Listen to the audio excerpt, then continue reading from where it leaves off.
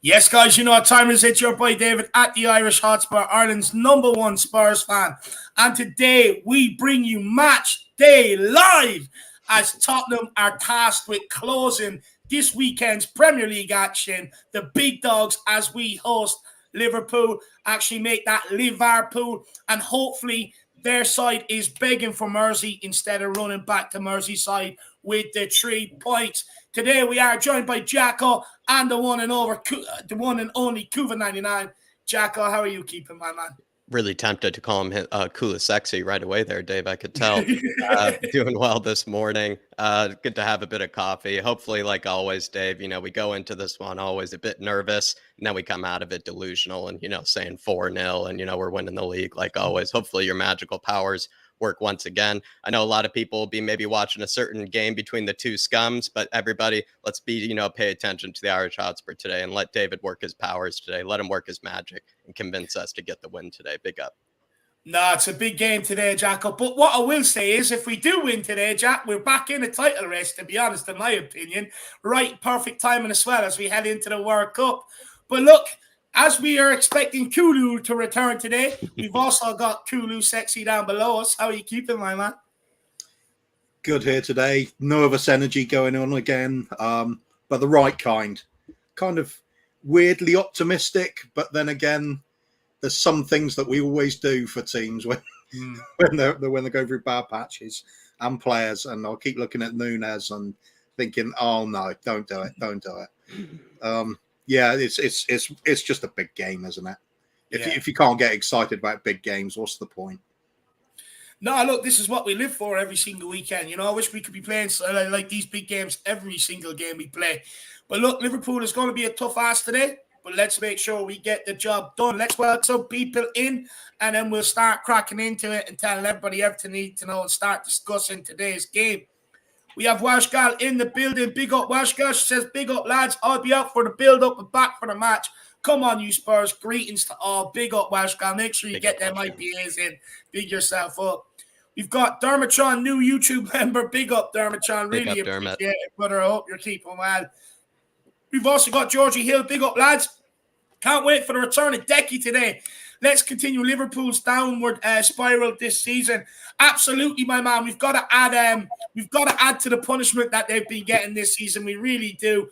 And if we can beat them today, for me, we also knock them out of the top 4 race, which would be absolutely unbelievable. We've got Dermotron. He says, please, Spurs, a boring 2-0 win today. Come on, you Harris Army. Come on, you Flat Cap Army.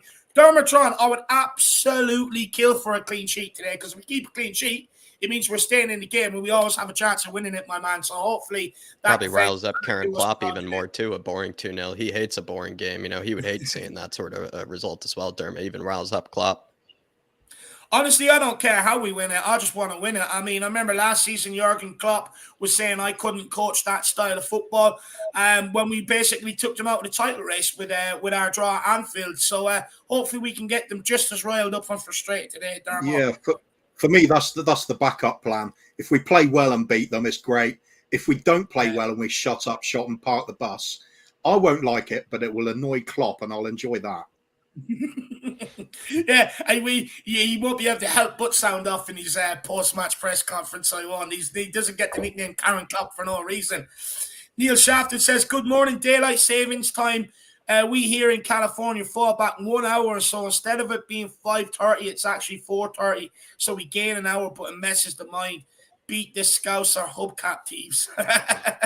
And you're up really early as we speak, or I guess up late maybe as we speak. And then soon you'll be up early, Neil. I mean, talk about a time transformation there. But I kind of didn't like it when it was pushed for 4 hours. I enjoyed the 5-hour difference. I actually liked that bit of a distance between us and the UK time zone. I didn't like it when we were a bit closer. It kind of meant that my day ended a bit later. But I think for someone on the West Coast like yourself, you just hope that it was even closer. You probably hope you were 2 hours, even further ahead. So big up, Neil. Big up, Neil. Good to see you, my man. Wembley says, good afternoon, everybody. Let's hope Kulu is truly fit and hasn't simply been rushed back because we have nobody else up front apart from Harry Kane. For him to break down again would be a disaster. Absolutely spot on, my man. But look, Kulu won't be going to the World Cup. So for me, I think we've got to try and take a calculated risk if we can, to be honest with you, Wembley. But good to see you, my man. Kev Williams says, let's do this. Come on, you Spurs. Big up, Kev. Good to see you in. Rasta Country says, let's see if we can actually start on the front foot today. Come on, you Spurs. Come on, you Harris Army. But look, we'll wait and see. I think we tend to usually actually do start on the front foot, but then we just kind of cowered in the first half. To be honest with you, Rasta County, I would say hopefully we can continue to start on the front foot for a long period and a half. Dude says, afternoon. Oh, come on, you Spurs. Guys, Bob says, big up, Dave. You need to win today to stay in the chase. Come on, you Spurs. Bentancur, the way he plays, sexy and slick. Yeah, Bentancur has been absolutely unbelievable lately. Do you know what surprised me? He has much more of a bigger engine than what I thought he had, to be honest with you. Faz Rafar says, big up, lads. Let's win at any cost and with any form of football. And fans should support big up, Faz. And Conte for 100 minutes. Come on, you Spurs. 3-1. Absolutely love that, Faz. Big yourself up. Can never, ever say Faz isn't behind the team for the game. Absolutely. Green right. 216, great to see you. Says, afternoon, guys. Let's hope for a win today. Come on, you Spurs. Big up, Green. Great to see you, my man. John Stokes says, come on, you Spurs. Big up, my man. Great to see you. We've got Spursy Spurs says, where is the legend himself, Brian Daigle? He is down at the Scotland Yard today, my man. He's been summoned down there early today. So that's where he is today, brother. You've got John Stokes says, we are blue, we are white, we are fucking dynamite. Old fan song. Love that, my man. Love that.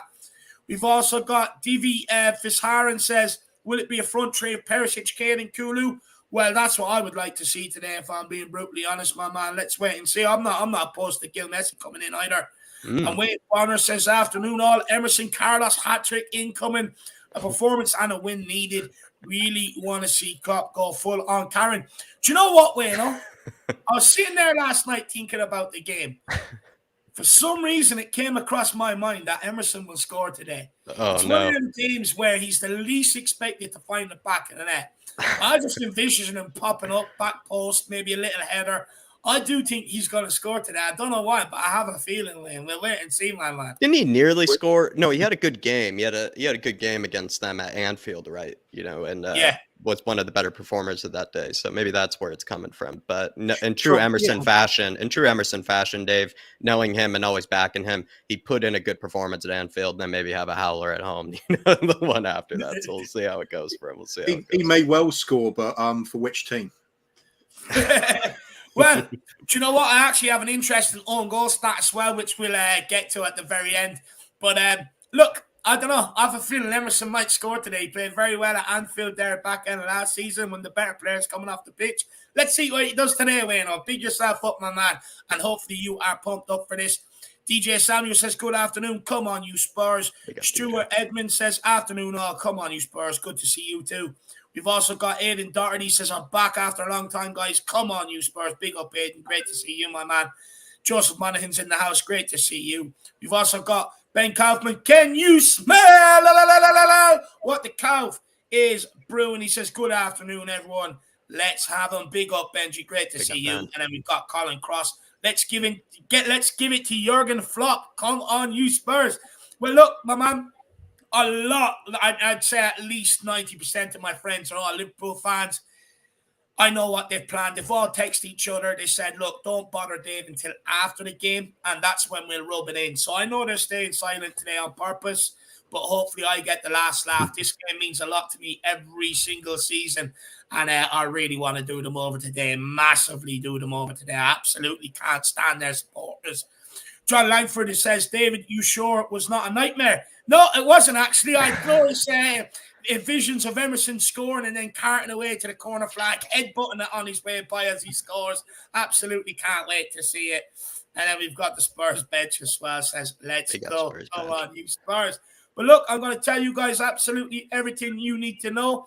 Of course, we are at home at the magnificent, the one and only best stadium in world football, the Tottenham Hotspur Stadium. Of course, kickoff is at 4:30 p.m. Referee is Andy Madley. And in the VAR room, it is Darren England. So hopefully they can actually get the officiating right today. I have a lot of problems with officials this year. My list is only growing and growing and growing. In fact, I don't want to actually have to whip out a new page. So hopefully these guys can just do the right job today. And then if you want to watch the game in the UK and Ireland, it is on Sky Sports. And over in the USA, it is on Peacock. So injury news for you guys today. Richarlison, of course, is still out. Romero is out as well, which is sad to see. Absolutely love that guy. A lot being made of is he trying to miss games up until the World Cup and save himself for the World Cup? Conte has come out and since put that to bed. I don't think he's that sort of character either, to be honest with you. And then Son, I did have it nicer. Jack just put down face destroyed, which, yeah, it's more or less an eye socket fracture. I mean, you really watch it all back. I'm actually, and also, I mean, when you break a bone in your eye socket, I mean, it pretty much just sound like he really did take it well, Dave. And actually, the manner in which he took it, like, he was stumbling a little, but like when you really talk about it that sort of way, if someone just said to you, yeah, I broke my eye socket this weekend, it does sound, absolutely brutal. So yeah. It's Sonny. Good to see that he's going to be back for the World Cup, and yeah, he's going to recover from a face destroying. No, I'd be glad to see him in the World Cup. He deserves to play there. And then, of course, for Liverpool, James Milner is out. Good, that's good, because this guy, they usually task him with coming on to see the games out. Luis Diaz is out, which is absolutely brilliant news. Along with Diego Jota, I mean, couldn't get any better. Why not add one more to the list? Make it Arthur as well. Liverpool have some serious injury problems out right now, especially in centre midfield and in the forward areas. So hopefully today that works to our advantage. But that is absolutely everything you need to know, guys. So now we're going to crack in and start talking about this game.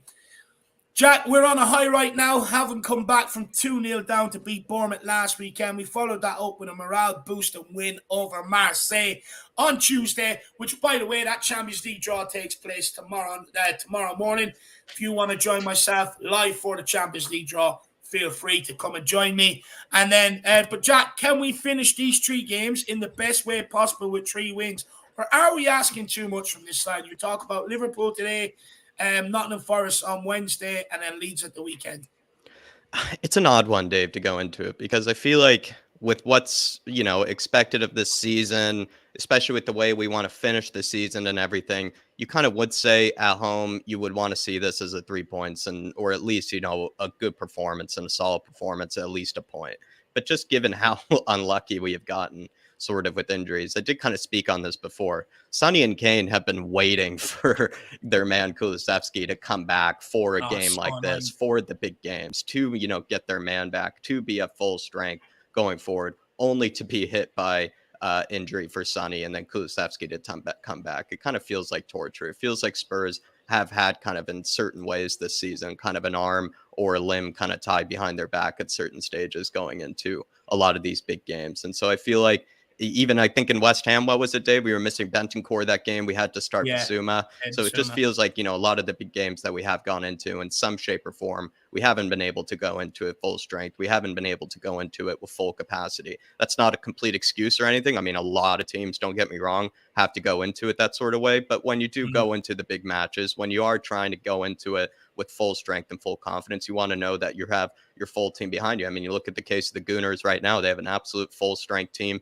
at their moment, and they're able to play their full brand of football. Spurs haven't really had the opportunity to do that this season, really, at any stage, because of various injuries and whatnot. And so I'm actually proud, Dave, to really tie this back to your question. I'm proud that we've actually won the last 2 games. I know it's been ugly. I know it's been disgusting at times, especially in the first half, but I'm sort of proud that they've still been able to show a bit of backbone and they've been able to show a bit of camaraderie. It seems like they're still all together. It seems like Conte's still with them. There's no real sign of, kind of players maybe throwing them under the bus like we were suggesting at one stage, or even them kind of developing the cliques or the mafias as we once, spoke about. Feels like the team is behind it. They are together, even though they are playing pretty much an ugly brand of football, especially in the first half.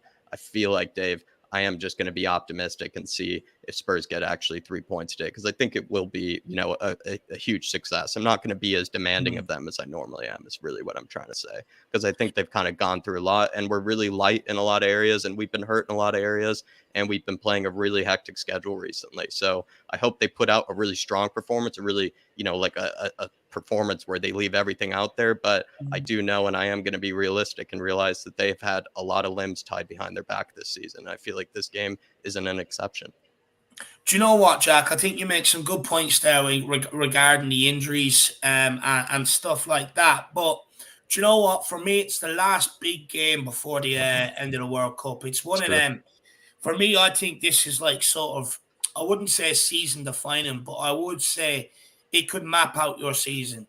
You lose this, I think you're right in there for a top 4 battle. But if you win this, if Chelsea do us a favour today against Arsenal, you close the gap, and whether Spurs fans like it or not, puts us in a title race, and it kind of dictates your season coming out the back end of the World Cup. So for me, I would actually like to see us put in a fully committed, workmanlike performance today.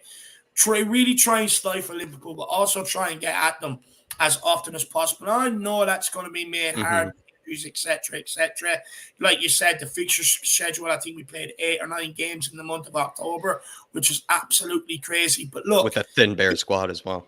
Yeah, but look, it's your last big game before really. I know you've got Forest in the cup, and then you got Leeds next weekend. But we haven't showed up in any big games this season. Chelsea away got away with a point, but we're crap. West Ham away got away with a point, but we're crap. Arsenal we lost. Man United we lost. So for me, go and show up in a big game. Make sure all the talking points are correct going into the World Cup. So for me, I really want to get at them and get that win today. Bob Spur TV, good to see you in the building, my man. I hope you're keeping well. Wayno asks, what time is the Champions League draw tomorrow? It's at 11 a.m., my man. 11 a.m. So we'll make sure we get on that, brother. Make sure you come in and join me, Wayno. And then Jack Goff, big yourself up, says, big up, David, Jack, Coover, great to see you guys. I'd be happy with a draw today. Look, I would take a draw, but I really want us to go and get a win. I just don't want to lose, to be honest with you, my man. And then Adrian Chia says, big up, lads, over-celebrate UEFA Champions League victory and fell ill. Well, do you know what? You're entitled to. I mean, we had memories of NS Mora, Vitesse, Patros, Ferreira, teams we don't really want to be playing. The fact that we're back in the big time, we qualified first out of the group. I mean, you have every right to celebrate and release the past demons that we've been holding on to for the last 2-3 years, my man. So you're absolutely dead right. Hopefully you didn't do too much damage, and hopefully you're good today, brother.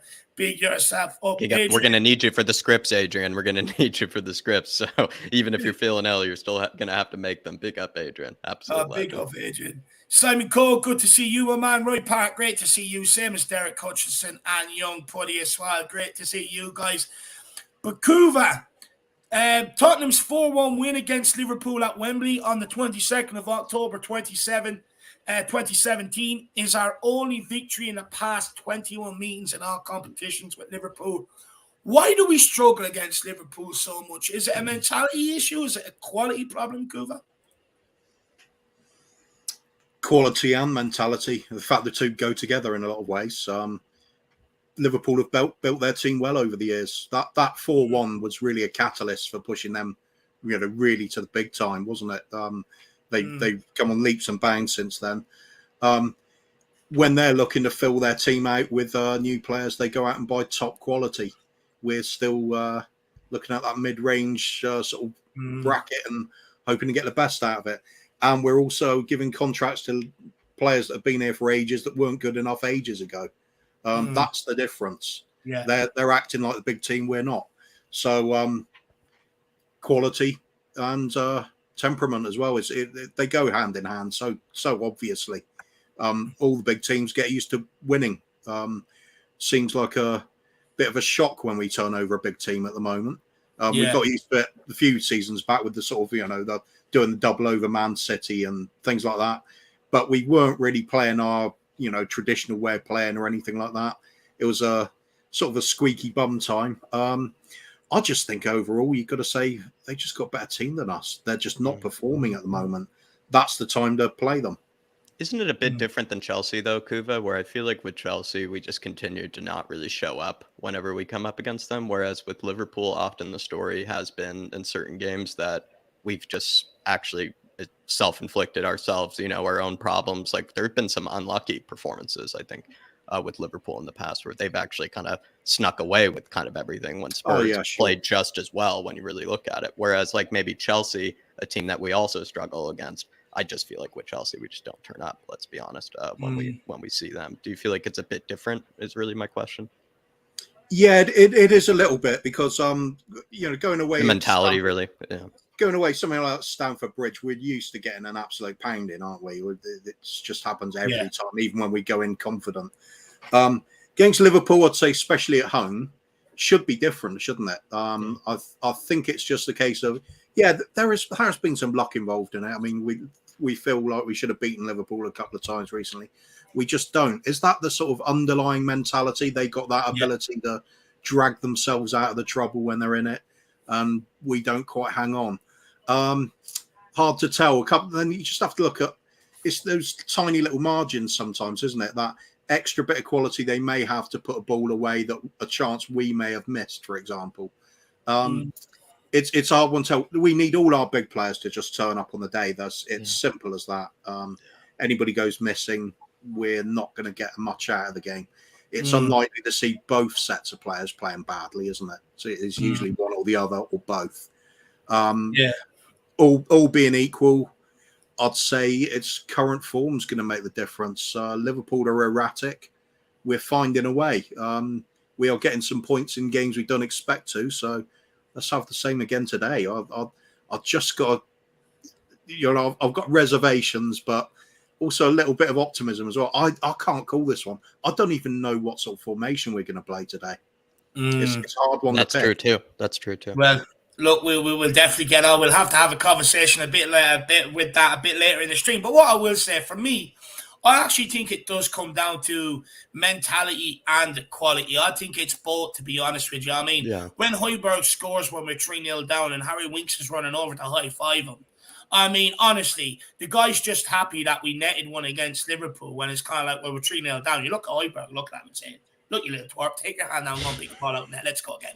You know what I mean? That shows me there that the mentality has not been right going into these big games where they're just happy just to put the ball in the back of the net on one occasion. It doesn't matter if you're losing. Then you look under Jose Mourinho conceding very late on against Liverpool. The reason why that happens is because our mentality, we're expecting it to happen, and they're also expecting it to happen. And then with both teams expecting it to happen, it just happens. And then, but that also comes down to quality issue. Most times when I watch us play Liverpool, bar the exception, they absolutely play us off the park every single time. And for me, I'm fed up with it. I'm absolutely fed up with it. Now that they're down in the dumps right now, now's the time to take advantage of this. Rock up here today, play them off the park, bully them, show them what we're about, tell them, look, there's a new dominant force in town. Sit down, be quiet, and accept what you've done to us for years. That's what I want to happen today. But it definitely, for me, it comes down to a quality and a mentality issue. Even though sometimes we haven't had their quality, we lack it in mentality. But I would say just through my years of supporting Tottenham, Liverpool have always more or less had a better team, I would say. And that kills me to say as well, to be honest with you. Adrian Chia says, horrible luck against Liverpool. Example, Sissoko hailing a cab. Don't even get me started on that guy. I mean, just balloons it. Absolutely rifles it.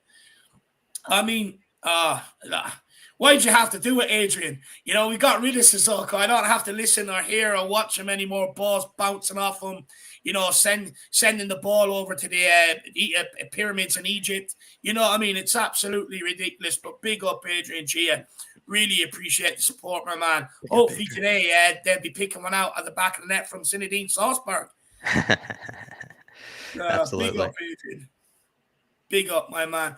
Yeah, I think I was just going to say quickly on that one. I don't really like to look at it as just individual incidents that lose you a game. You've got to look at the whole picture. I mean, like that Sissoko handball. If that hadn't have happened, Liverpool wouldn't have sat back the way they did for the rest of the game to pick us off. So you can't really say it's just that. We just didn't do enough on some of these occasions to win it. I would say though, Bergwijn's 2 misses, those one-on-ones with Alisson still haunt me to this day. Because that was top of the league. That's when we were top of the league as well. Like, and I think if we had won that game, Kuva, or if we at least gotten a point out of that game, I think the mentality of that team would have actually stayed all together, and they wouldn't have turned on tiny margins again, isn't it? If that I really think they all turned on Jose after they lost that. Yeah. But, guys, Paddy wants to know, would we take 4 points in a cup win before the break? Look, I would accept that, Paddy. I'd definitely take that. Ultimately, yeah. I mean, I wanted to kind of demand 6 points from this, Paddy, but like I said, with the injuries and everything, that's already kind of we've gone through in October. It's just been a rough October. I'll happily take a point. And I wish I couldn't say that, and I wish I demanded 3 points, but I don't really have it in me to demand 3 points for them. I feel kind of like the boys have gone through a lot here, Patty. So a point is fine for me today. I think if we want trophies this season, that cup results is the one that really matters. But true. Let's be greedy and go for all 6 points and the cup. Hopefully we'll get to see Jedi and Gilnessie midweek on Wednesday night in the cup, Paddy. But yeah, look, I would take it, my man. But that's the minimum I would take. I would much rather 6 points, to be honest with you, and a cup win. But big up, Paddy. Everybody, make sure you're smashing that like button. Feel free to smash that subscribe button. And also feel free, like Adrian Chia there, guys, feel free to put in a super chat with your thoughts about today's game for us all to have a discussion on it. And a bit like Dermotron earlier on, we'll all have a very good discussion on it. But also keep getting your comments in and we will bring them up as we go along. That is a part of the deal. Jack, Tottenham sit third in the Premier League, 5 points adrift of Arsenal, which absolutely kills me. Could be 6 today if they end up getting a draw at Chelsea. And we're looking to basically keep pace with other top 4 rivals while Liverpool sit 10 points adrift to Tottenham, heading into the clash, looking to haul themselves back into a top 4 hunt. Is this effectively a top 4 playoff today? Do we have a chance to knock one of our rivals out of the running?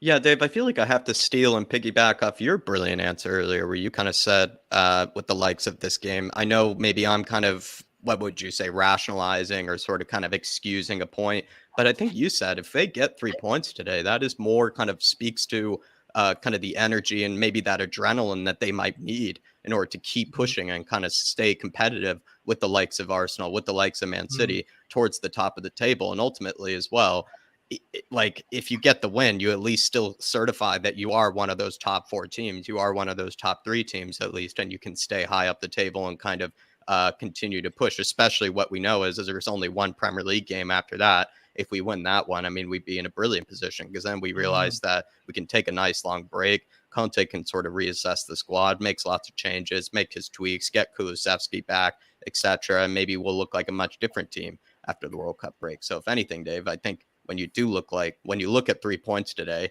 it's not only a great opportunity to kind of keep the distance, stiff arm, the rest of the people that are, looking at us in the top 4. It's also a great way to kind of, I think, if they are really tired, if they are really kind of, drained, these players, it's a great way, I think, to get that little bit of extra adrenaline, probably to finish out the rest of this kind of you could say part 1 of the season. It's almost like it's an intermission of like a play or something like this for the Premier League. But I feel like, yeah, if they can get this 3 points today, like you kind of answered really earlier, Dave, I think it actually is a great win for the mentality. And it's also probably a great win for the players who are probably, let's be honest, lacking a bit of energy, who've been putting in so much so far, like the Højbjergs and the Bentancurs and the Kanes and whatnot. So brilliant. I'm honestly, Dave, steal your answer from earlier, copy and paste it.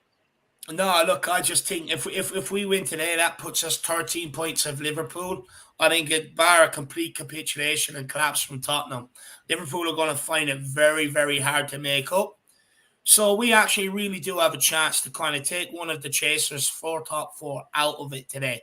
So let's go and get the job done, because if we don't, a win today, like you were saying, Jacko, could be the momentum they need or the spark they need to be able to kickstart their sort of season back into action. And with how relentless Liverpool have been over the last few years, you wouldn't back against them to close that gap either if they really kickstart into the way we know Liverpool can play. So for me, I think it's very important to win today and more or less at least take away 3rd from them anyway, in my opinion. Yeah. But Kuva, we have failed to score in the first half of any of our last 6 matches in all competitions, and have trailed after 45 minutes in each of our previous 4 games as well. Why are we starting games so badly? Many are saying it's starting to think it's a tactic. Is it a tactic or is it a mindset problem? Because we're confused with this. Antonio Conte hasn't really alluded to it, but the players are kind of sort of saying, well, we don't really know what to do in the first half. I can't believe there's any tactic that anybody uses that deliberately concedes a goal and chases it again. We're talking about Conte here. There's no way in hell. 60, just. The thing is, we've seen it. You alluded to it earlier on the show, David. the amount of matches we've seen this season where we start off with a blistering first 5 minutes and then it suddenly fades away. So it's clearly not the tactic to start off that way. Right. Unless they're managing it, say after 5 minutes, just switch off. No, it doesn't make any sense whatsoever to me. It's a mentality thing. It's when the other team starts to get back into it. It's that lack of confidence and talent at the back. If you feel like you're likely to make a mistake or the passing isn't working very well, you drop back further because you're scared about conceding a goal. It spreads to the rest of the team, draws everybody back. It is all stemming from that lack of quality and back line for me. It's just going to continue. I can't see that changing until we change personnel. Romero, Longley help, but at the end of the day, you've got to even include Hugo in this. He is not great with the ball at his feet. That is literally his Achilles heel, isn't it? Speaking of Hugo not being great at his feet, Kuva, and the quality of a back line, do you foresee a problem today? Maybe Liverpool or Jurgen Klopp instructing Liverpool just press that back line at any given opportunity. I do not care what space it leaves behind you. You will get joy and you will get chances. Yeah, of course. I mean, what were Liverpool insanely good at since Klopp took over? Yeah, it was that the probably pressed better than anybody, including Man City. And the only thing every other team's tactic for who can do it, at least teams that are confident enough to press us, teams that are confident enough to have a high line have done it. If they're confident enough to do it, they'll do it to it because they know it works in a lot of games, Dave.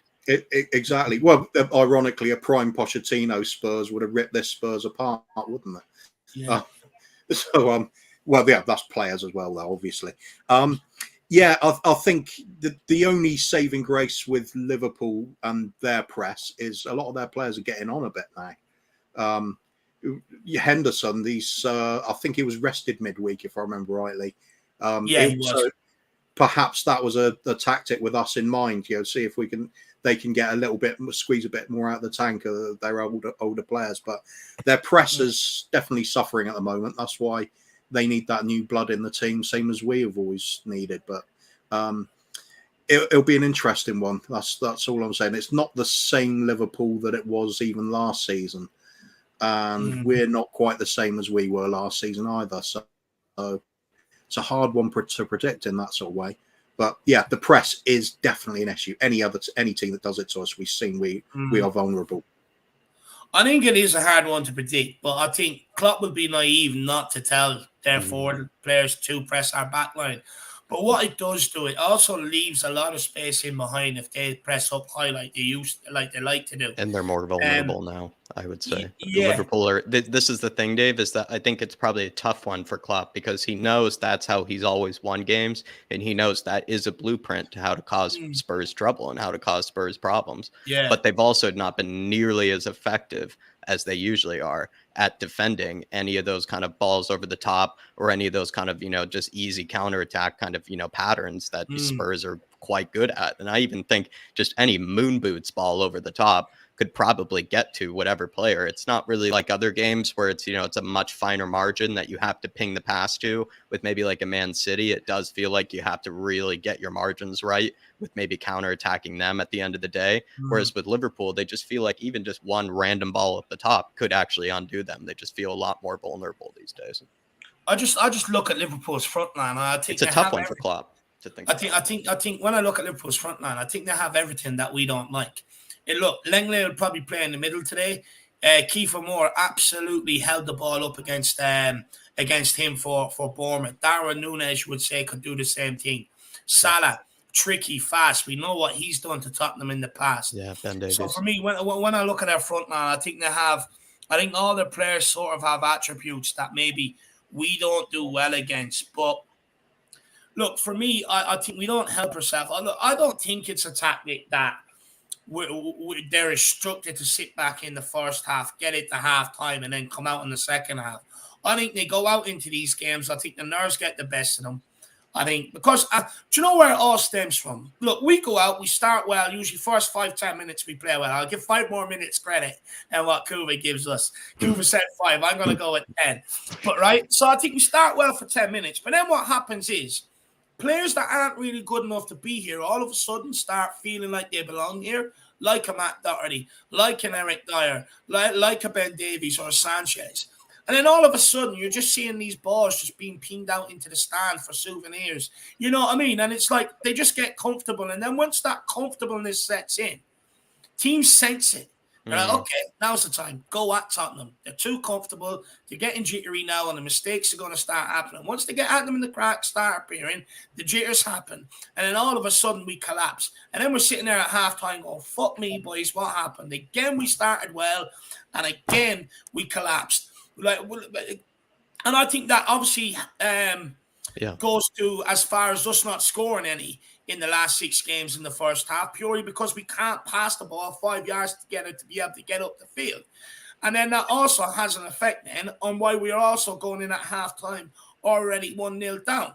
And for me, I think we've got to learn to change this. I do think partially, I think it comes down to some of the players' efforts. I think some of them have their eye on a World Cup. Some of them will probably be their last World Cup. I think they're trying to save themselves for it. I really do. And I think what's happening is they're trying to get through the first half or maybe through the game without putting in maximum effort. They're holding themselves back for the World Cup. They find themselves down and they're like, okay, I don't want to be bollocked by content at the end of the game. I don't want the media on me. I don't want the fans on me. So we better go out here and put it in the second half. And then we have the quality going forward to be able to get ourselves back into these games and stuff like that. But for me, I think after World Cup, I think it'll stop altogether. I think everyone's focused. They only have the Premier League and the Champions League and everything else to focus on. I think you will then start seeing a lot more committed 90-minute performances, in my opinion. But look, we'll wait and see. But we cannot continue this trend of failing to score in the first half and also going in 1-0 down. Something has to switch. Something has to change. Yeah. It cannot continue. But Jack, Spurs have won 10 points from losing positions this term, more than any other top flight side prior to this weekend's games. Although we don't want to be making a habit of it going forward. But going behind, does it show that this team has character, resilience, mental toughness, things that maybe we have accused the team of lacking in the past? Yeah, it's when you look at this team in the past when we have gone a goal down, they have looked a bit hopeless, or they really just never looked like they could really crack a team open. I must be honest, that was sort of the case under Jose too. It did feel like when we went a goal down to a team under Jose, we did find it very tough. It felt like to break them down, to just kind of crack a team open. Whereas under Conte, it sort of just feels like goals can come from anywhere. And if anything this season too, Sonny and Kane has picked up his goal here and there and has obviously, been able to keep the tally going. But we have to kind of give credit to all these other players that I think have stepped up this season and grabbing the goals when we need them. It's been either center backs kind of flicking on for a header to, find Kane at the back post. It's been Højbjerg stepping up. It's been Bentancur stepping up. Been Perisic's assists. It's been a variety of ways that actually we've come back and scored goals. It hasn't exactly been Sonny and Kane bailing us out, you could say, in every game this season, like normally it would be. It's actually been other players that I think have kind of turned up and bailed us out so far. So I must say, Dave, I think it's actually quite different from the old mentality of the team, because if I remember during the days when we even had players like Gareth Bale, guys like Gareth Bale, who'd probably be excellent at kind of, getting you back into a game and whatnot. Even Gareth Bale felt like he ran out of ideas, or just nobody was trying with him, or he even wasn't trying himself, on the pitch. Yeah.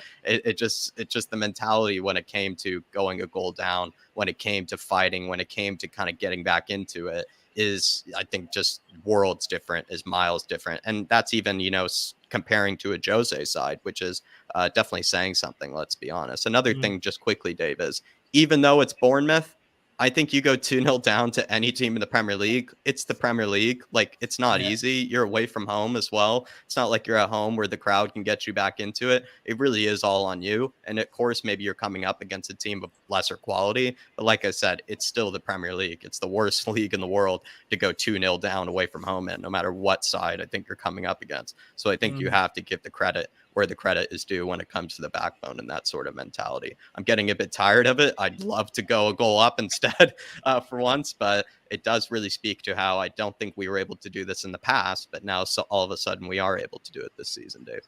No, 100%. I do think the mentality has changed in that regard, that rather than the game's over, where, you know, and we just see it out the rest of the game, we are actually making a good conscious effort to go for them games and try and get the winners. But we have been lucky with a few last minute winners. That will not keep continuing, and eventually I do think it will come back to bite us in the ass. Hopefully it's not today. But Kuv, have you been impressed by Tottenham's bounce back ability, you know, in the second half, to still be able to come back and claw back 10 points from losing positions? Or do you look at that as saying, no, I don't care about that, we've got to improve? Well, it's certainly better than the alternative, isn't it? So, yeah. I mean, there is something there, but I suppose you could also look at the negative side of it. We shouldn't get ourselves into that position in the first place, or is it showing resilience, or is it just the fact that we have to completely screw it up and look like a team that's about to lose before we're able to play a bit? So there's no pressure. Is it the fact we can't handle the pressure that gets us into the position, or is it the fact that we respond to the pressure that gets us to claw the games back? Difficult to tell. The way we're in some of those first halves, I'd say it was the former. We don't like playing under pressure. Against teams like Bournemouth, at the end of the day, quality's gonna get you there. But one of our most important people at the club now has got to be I've forgotten his name now. Gianni Vio. Yeah, the set piece coach. That's really noticeable this season, isn't it? And so, as we're saying, we're not depending on the old double act of Sonny and Kane so much this season, which would have been perfect for this game, by the way. We could have just done the old flick the ball over the top for Sonny. Yeah, but we're finding other ways, and it is through set pieces mostly. It seems to be all the big goals come up when we're not expecting it. Quality set piece, right back in it. It sort of breeds confidence in the team then. Do you know what, Kuba, though? How much is it a relief to see us actually taking advantage of these attacking set pieces? And how good is it that Conte has identified such small margins in the game? Because for years, even under Pochettino, we were absolutely shit from attacking set pieces. Honestly, at times I'd rather the opposition get a goal kick, you know, just to get the game going again so we can take it back off them and go and create something.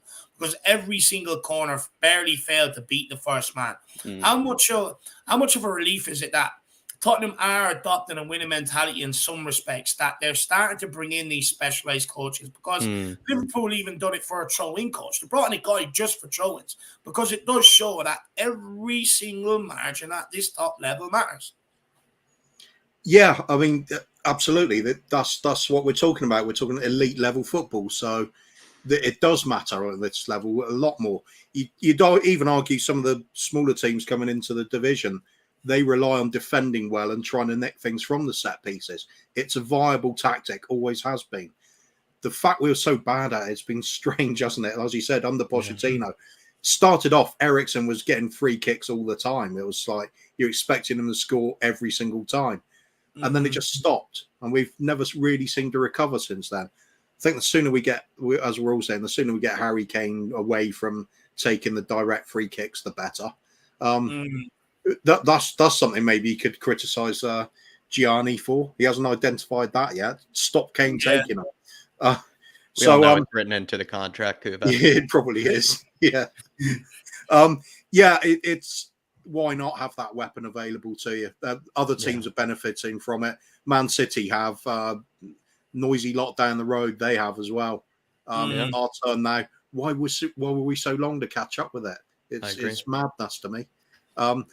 You'd argue we're practically more effective in some ways, because corners that tend not to get you that many goals, but we seem to be getting a few out of them. What we got now? 6 or 7, I think, this season. Yeah. I think set pieces are incredibly effective. Look at West Ham. I think they single-handedly got into Europe because of set pieces. Like whenever I watched West Ham the season that they got themselves into Europe, that Europa League campaign, I mean, couldn't even really recall many goals from open play. It just felt like it was just always Suchek or Dawson just flying in like a human missile just to get a header. And then they would just win 1-0 or 2-1 or whatever it was. And Spurs, let's be honest, are playing in a similar kind of ugly fashion kind of at the moment. And it is effective, especially if you're not playing well. In our case, I think that was West Ham's best form of football. Like, I don't think they ever wanted to score from open play. Like, Dave and I were there. They celebrate set pieces. At least we haven't gotten to that stage where we know where all our goals come from. I think we know that we can score from open play.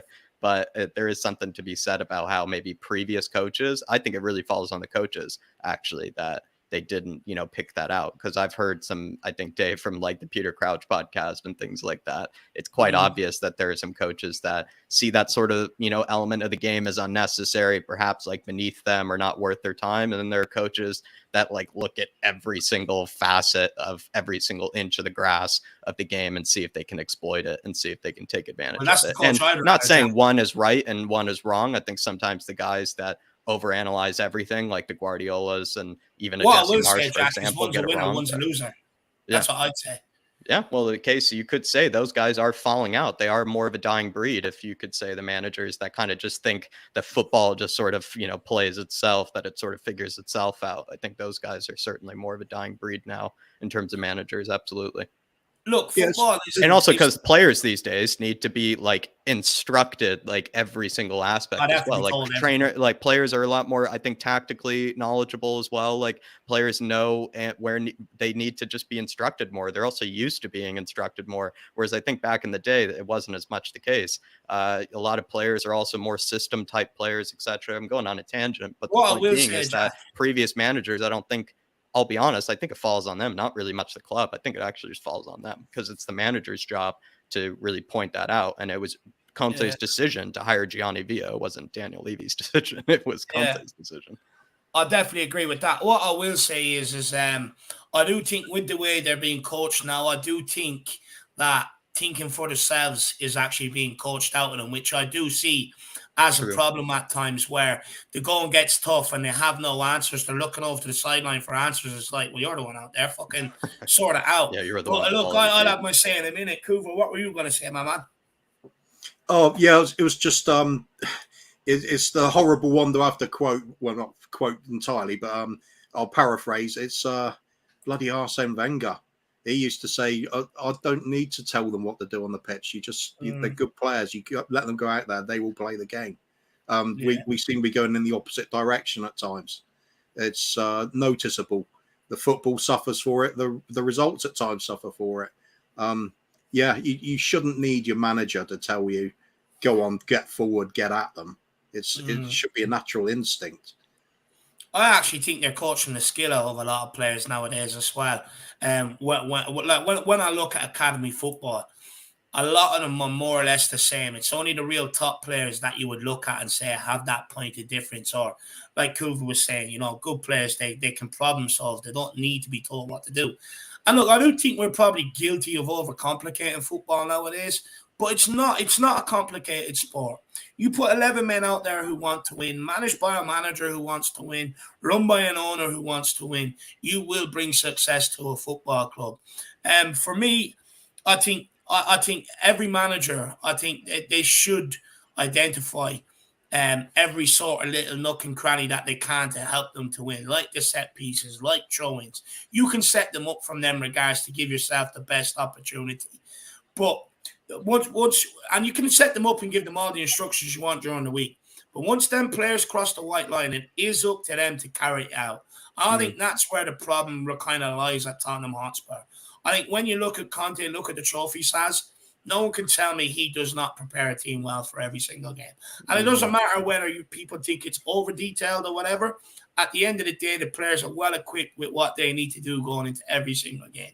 I think the problem lies with them carrying out the actual instructions, in my opinion. And then you also get some of them where they just start giving the ball away, and it kind of takes the game plan out the window. But I think we've got to stick by Conte. And I wouldn't be surprised to see sort of a throwing coach come in here or another sort of coach come in to help us identify little managers. Because, look, Conte is not stupid. He looked at the team. He said, look, obviously I'm not going to get everything I want this summer, but how can I improve our goal output? Simple set pieces, bring in a coach. I think we've got 6 or 7 from them this year. So long may it continue. But look, we're going to move on to the back line now. We're going to talk a little bit about that back line before we get into maybe talking about formations, because regardless of what we do in midfield and the forward areas, the back line always stays the same. So look, Kuva, it looks like Conte has lost all faith in Sanchez recently, so much that he shifted Dyer out from the middle of the back three into the right in the absence of Romero. We're likely to see that again today. Does Dyer look more comfortable out there? And could he now be Romero's replacement on that right-hand side going forward? Having to make do with what we've got, really, isn't it? The obvious choice is leave Sanchez out, because despite you as well, David, we've always been vocal about how little we rate Dyer, but he's still better than Sanchez, unfortunately. Yeah, it does seem to be the way forward. I mean, Dyer, when he first started, he used to be a centre-back that could be converted into a right-back when needed. So it is natural for him to play on the right side of the defence. Yeah. He started off as a right-back, didn't he, when we brought him from Sporting? Yeah, he was like I said, he was either going to play central defence or right-back. He's built for the central defence, though, really, isn't he? He's never been convincing as a fullback, so it kind of makes sense for him, this position. But it's Eric Dyer, isn't it? He can play brilliant for you for 99% of the game. Then 1 or 2 errors end up in goals. Just have to hope somebody's going to cover it. I think keeping him next to Longley, shoving them across, good enough move.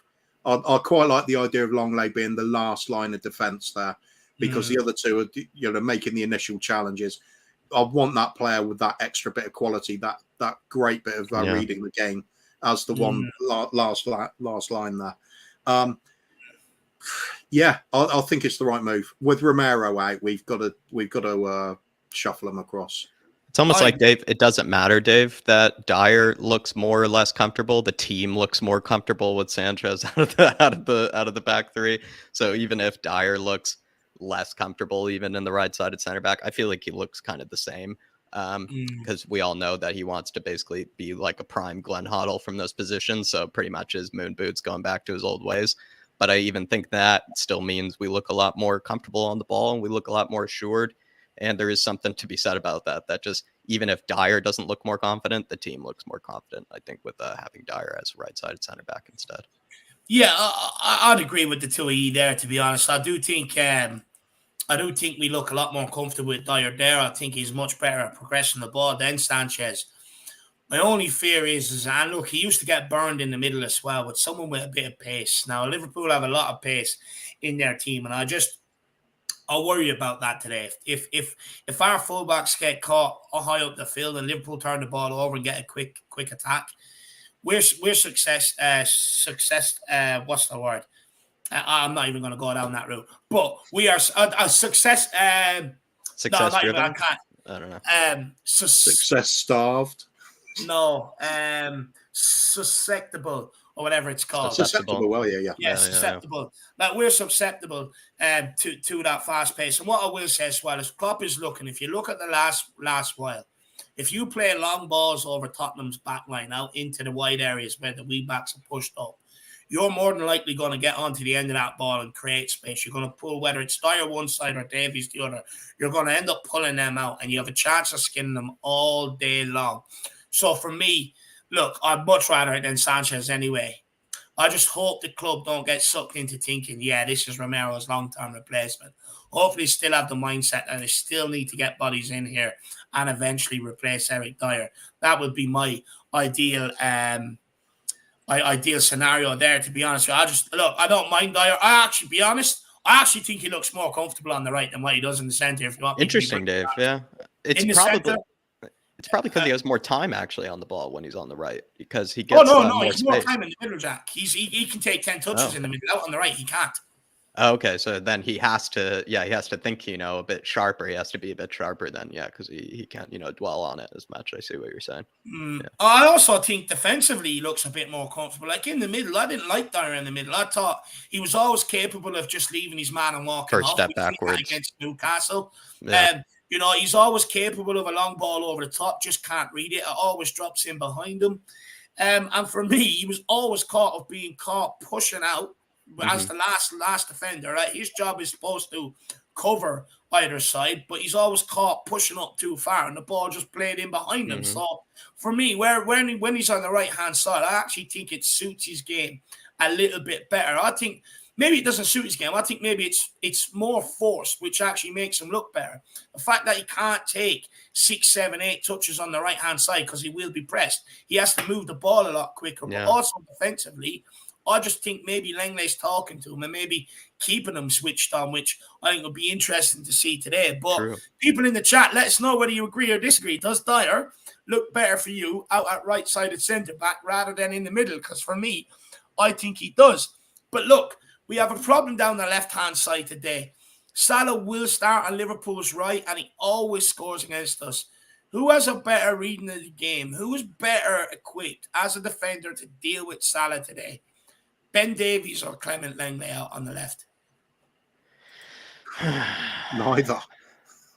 I think you have to play Longley through the middle. It just has to be Longley through the middle. So it ends up being Davies. At left-sided center back, I don't know if you have a question for this, Dave, but I don't want to, stop me right away if you do. But maybe we have to think about it more about which fullback will be helping out Ben Davies, because I think ultimately we have to go with Longley, Davies, Dyer. That's at least my preferred choice. What fullback do you think would link up with Ben Davies? Because I think we all agree Ben Davies probably will end up starting on the left. And that means no Sanchez. So what fullback would be able to help Davies deal with Salah then? Probably Sessegnon, just because he's had more confidence coming up against Salah before. And I know Sessegnon's not been as good, I think, as of recent. But I feel like playing down the left, maybe, we're going to have to do with not having as good of a player creatively down the left, but he has pocketed Salah before.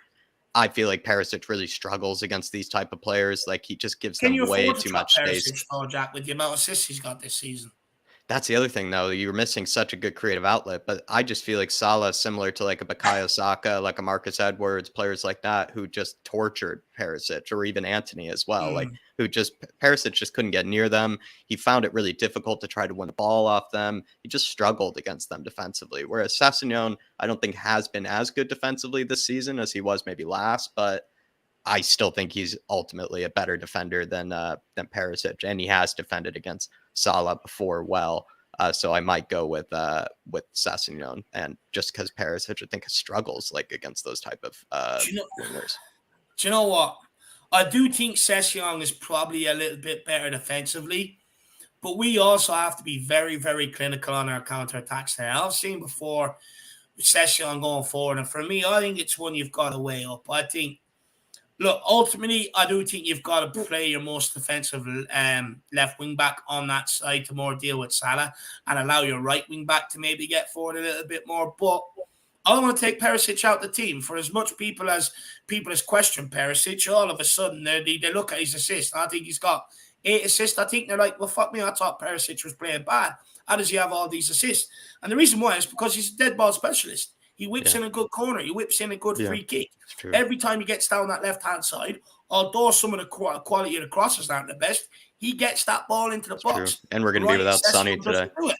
But I also think there's a lot being made about Sessegnon being better defensively this season. I haven't been impressed with him defensively this season. Not nearly as much this season. I think you go back to the Chelsea game, absolutely destroyed. You go back to midweek against Marseille, absolutely destroyed. I know you would say he was over on the right, but even when he got switched back out to the left, he was all over the place. There's been loads of games this season where, for me, Sessegnon's been all over, but he gave man the match against Brighton. Every time Brighton got the ball down that side, they put a cross into the box. How can you give someone man the match when he's not even blocking crosses from coming into the box?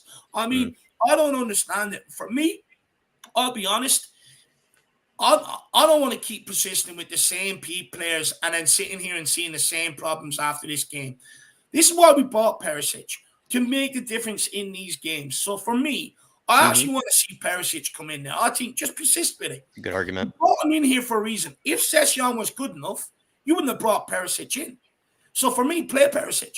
We're also missing Sonny. We're missing Sonny today, and that means we're missing a threat for goals, and we're going to need somebody to be a threat for goals. And Perisic not only is a better threat just going forward in open play, Dave, he's a threat from the set pieces, and set pieces is going to be one of the way we're going to need to depend on a goal today. You're absolutely right. Exactly, and it could be the difference. We could end up sitting back for most of the game, but getting 1 or 2 set pieces. Correct. And that quality has to be spot on. I didn't think about it that way. But Jack, also, Trent Alexander-Arnold plays down that side, so we've also got to think about exploiting him. You would rather, He's been crap. Defensively, he's been I thought about if without, and we're going to get to this later, but you would want to have a Sonny against a Trent, right? Because Trent just really suffers. And since, again, we don't have a Sonny, maybe, again, more reason to play Perisic. Actually, Dave, the more that I think about it and the way you present that argument, I completely agree. I originally went with Sessegnon because I'm afraid of what Salah can do. And I guess that's what the question was really about, right? Was like, how do we handle Salah? But as much as we have to show Salah respect, we also have to recognize that a player like Trent and that back line of Liverpool's can certainly be gotten at. We also need to think about where our goals are going to come from. And the goals are not going to, or the goals are going to be harder to come by if we play Sessegnon instead of Perisic. And I will say this conversation does highlight the amount of problems we have, to be honest with you. It's not, we're not really problem solving here whatsoever. We're just bringing up more and more problems. But Kuba, what would you do on that right-hand side? I mean, do you go with how do you stop Salah, or do you think about where our goals are going to come from? What way would you approach this left-hand side today for us? Total football for me all the way. It's got to be Perisic. Worry about our game. Take it to them. The thing is with this whole system, if you're playing 3 centre backs and you've got 2 players in front of them shielding, those wing backs have to be first and foremost competent at adding to the attack. I'd argue Perisic is the only one at the club worth his salt for that at the moment, until we see the likes of Jed Spence being given a chance, who's still an unknown quantity really. Perisic is the one to get the put the ball on the spot for Harry Kane or a Højbjerg or a Bentancur coming through the middle. Without that, I don't see where our goals are going to come from today. Let me ask you this. I'm in no way directing this at you, because I've seen it time and time again around the Spurs fan base everywhere. Where's all the loving for Perisic coming from? I thought he wasn't good enough. A lot of people saying, he's been useless this season, but all of a sudden now he's got 8 assists. They're like, fuck me, Perisic has to play. I've always had time for him. He's not been the player perhaps we were associating with the name, because it's. But does that show the quality of the guy? Even though he's not performing, but he's still got 8 assists. Yeah, quality's there. I think the only thing wrong with Perisic is going to be his engine, isn't he? He's 33 years old. He's not going to play every game in the Premiership, surely. So we have to manage him physically. But when it comes to delivering the ball for forward play, got to be in the team, hasn't it? If we have him and Kulusevski playing, I think we'll look all right going forward. I think, especially with Son missing in this game, we'd be desperately short of ideas without the likes of Perisic. Kulusevski might not even start. Then it's even more important we have Perisic on that. Yeah. Otherwise, you've got Harry Kane relying on Lucas Moura. Don't see a lot coming out of that, really, do you? No. No, not when Lucas can't get the ball under control. It ends up in fucking, Colombia every time he takes a touch. It's absolutely fucking, it pisses me off.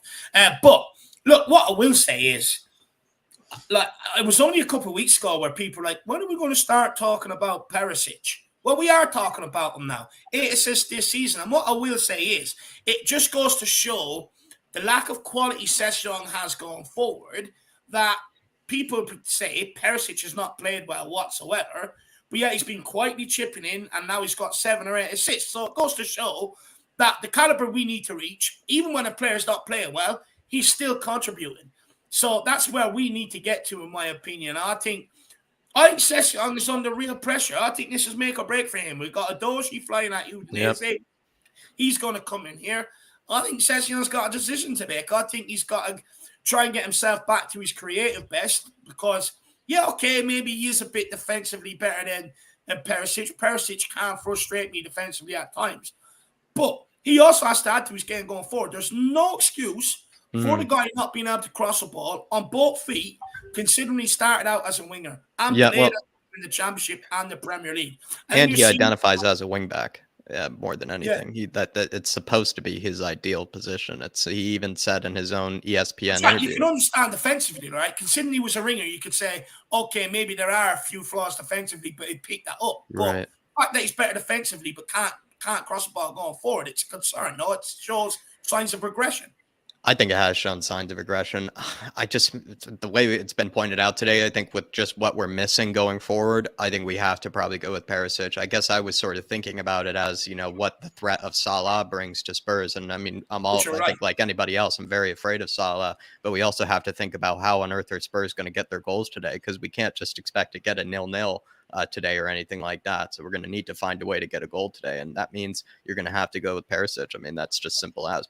Sessegnon has hurt us in many moments this season, I think, going forward. And he hasn't been as much of a defensive sort of kind of a standout compared to Perisic, I would say. And I think that is a good point, Dave. I think he is probably living off the reputation of being a good defender last season, whereas this season he hasn't been as nearly as good as he was last season, I would say, defensively. That is a good point as well to be made.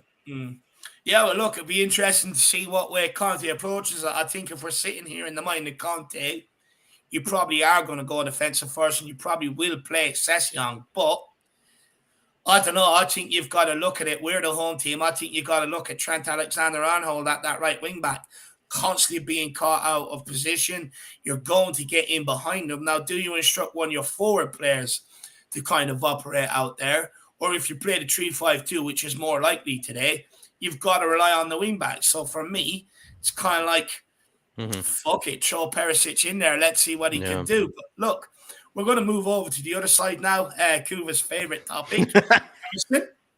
Emerson was the right wing back tasked with coming off the bench to save the day versus Marseille. Kuva, I actually think he had an impact down that right-hand side, if I'm being honest. And the reason why he was brought on, because Sessegnon was having an absolute horror show, keeping in the spirit of Halloween. But does this give us an indication, Kuva, that Emerson will more than likely be Conte's preferred choice today? Because he played really well at Anfield at the back end of last season as well. Yeah, I'm always fair with my criticism. So midweek, Emerson came on and he impacted the game. We looked more balanced. He was getting forward. He was making things happen in the final third, which is my biggest criticism of him. He did well. He actually did well. So, I think he's going to be the starter today because we saw what Sessegnon was like there, and that was a horror show. Doherty's been pretty poor as well this season. It's got to be. He's got the. You were telling me Doherty has been fantastic, Cooper. No, I think Doherty's a better footballer than Emerson, but his form hasn't been good, has it? Yeah. I'd say he can trap a ball, for example. Emerson, you're not so sure half the time. I think the athleticism to go with that midweek showing. Yeah, he's got to start. I can't believe I'm saying this. I think I might cry. But personally, I'll be throwing Jed Spence into the team because I've seen enough of both Doherty and Emerson to think I just want to see something else tried. But against Liverpool, that's a big game for him to come in and do well. Perhaps that's one that could make or break him. It's that sort of game. Throw him in at the deep end, see what they can do. Emerson or bust, really, isn't it? Oh, my God. I was confident until we got into this subject. Yeah, confidence has gone out the window. Put your money on Liverpool now. But you know what, Kuva, as well, it's something that Sean says. He doesn't get enough credit for actually how crucial he is for defensive set pieces. Because when corners come into the box, if we do win one, which is very rarely, it's normally him that wins that header. Or those back post balls, or those balls, hit towards the back post. Is that what you want to? Is that what you want a wing back for, though? I don't think so. Why? That just shows both how poor our central defence is and what a wrong skill set Emerson has. And it speaks to what you said you wanted out of the fullbacks, which is being better, and first and foremost, being better going forward. Worry about the defensive, area a bit later. So Emerson, yeah, more defensive wingers wingers than he's the complete defenders that can go forward. Yeah. But Kuva, that took a lot of bravery, a lot of courage. That was very fair from you. Honestly, I feel like I'm going to cry, Dave. I mean, that was beautiful to hear from Kuva. It was still rubbish, though. Even that part, Kuva, makes me cry further. I thought that was honestly the most beautiful, brave, courageous, fair answer I've ever heard on Emerson. That was well said, Kuva. Well said. Honestly, I'm crying. Jack's been waiting for this moment. I think King Huddle's probably crying if he were listening too. The hashtag Save Emerson movement has just made a step forward. But Jack, funny enough, it was the opposite of what a lot of those backers will say, because he was actually sloppy at the back and he was better when he went forward, which was really weird. That's in true Emerson fashion, though, Kuva. He's a conundrum. It wouldn't be. He can't put two together at the same time. It can't be logical.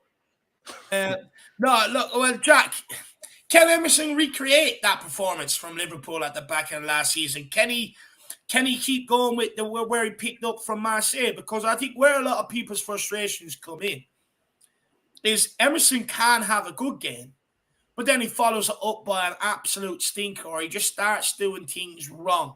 Yeah. Can Emerson now find a bit of consistency, Jack, and just push on from here? Kuva might have to cover his ears on this one, but I think Emerson is actually a better player. I think he's a better player than what he was since that Liverpool game. I think he's improved since that Liverpool game going forward. So while he had a good game against Liverpool going forward that day, that was also met by a bunch of atrocious performances going forward, before and after that season. Whereas I feel like this season, Emerson has made more, I think probably already this season, I think he's made more consistent impact. Maybe impact is the right word going forward than he really did last season. I think he's shown a lot more improvement going forward this season. Well, I'll be saying it's not really that great of a player going forward, but I think he is by far more of a threat than he was before last season. I think he just couldn't get past his man at all. This season, we're seeing him Meg Dan Burn, a few times and things like that. So at least he has improved slightly. And at least he is also, I think, doing things that simply he just wasn't able to do at all last season. I think there was the occasional game like Liverpool where he did do those kind of good things going forward. But now this season, I think some people are ignoring some of the impact that maybe Emerson has made going forward, where last season, absolutely hold my hands up and say really pretty much never made any impact going forward last season. Whereas this season, I think Emerson's actually an improved player compared to that Emerson from that Liverpool game last season. His haircut is better, Dave, as well, which is always a good thing from that performance. But I just think he actually makes more of a consistent impact now in games going forward. Whereas last season, I definitely could not have said that.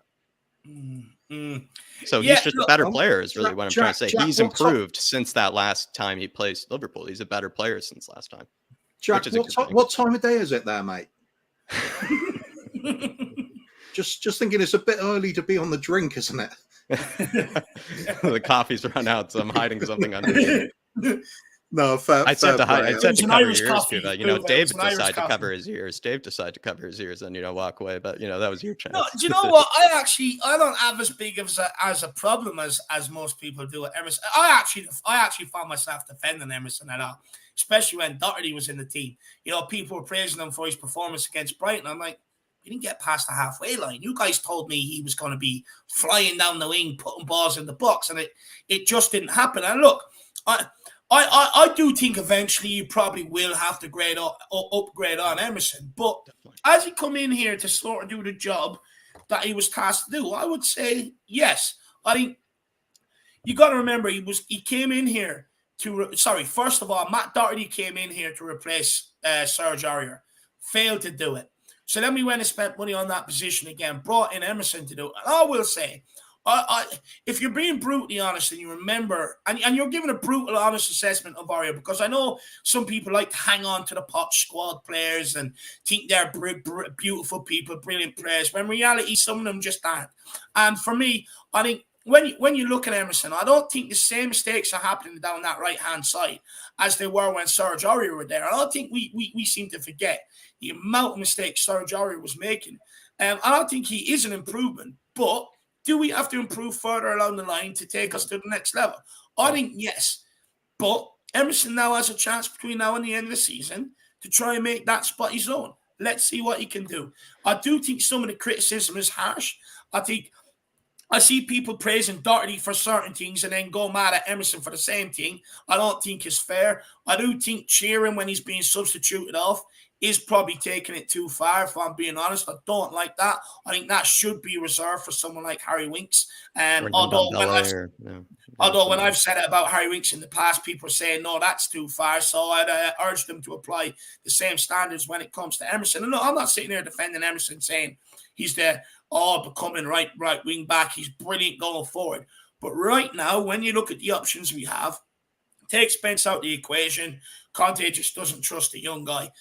But when you look at what we have, I think Emerson tries to consistently do the right things. Although he doesn't put it off all the time, he consistently tries to do the same things. So I just think it's that no-look pass against Bournemouth that lets him down. Super things like that. But hopefully we get a good game out of him today, because we really need this guy to step up to the spot. And like I said, I have a feeling he's going to score today. Yeah, you had a dream last night, Dave. I was going to say, you even left that part out. You had a dream as well. So see if it comes to fruition at any stage. But who knows? Could be 3 goals in the back of our own net, like Kuba said. to be honest, lads, I think you tend to spend too much time defending players that are just completely crap. It's no good comparing Doherty and Emerson. They both need to go. Yeah, like what is it? Mia says, the micro. But the thing is, though, Kuva, we're not in a transfer window. So when the transfer window's closed, you've got to weigh up the best possibility for the game. You know, look, I think we'd all agree with you. I think, the idea would be to get rid of the whole department there and bring in new ones and get in quality players. But when the window's closed, you've got to assess it and you've got to weigh it up. Okay, which one's better for this game until the transfer window opens and we can do something about it? Will we this January? I don't think we will either, to be honest with you. I think you're more looking at the summer. So, Kuva, I would say get down to the doctors and get some meds to help you through the next period of the season.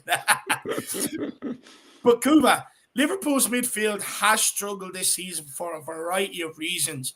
While we haven't said this before when facing Liverpool, it is possible that the Spurs midfield could have more control than usual.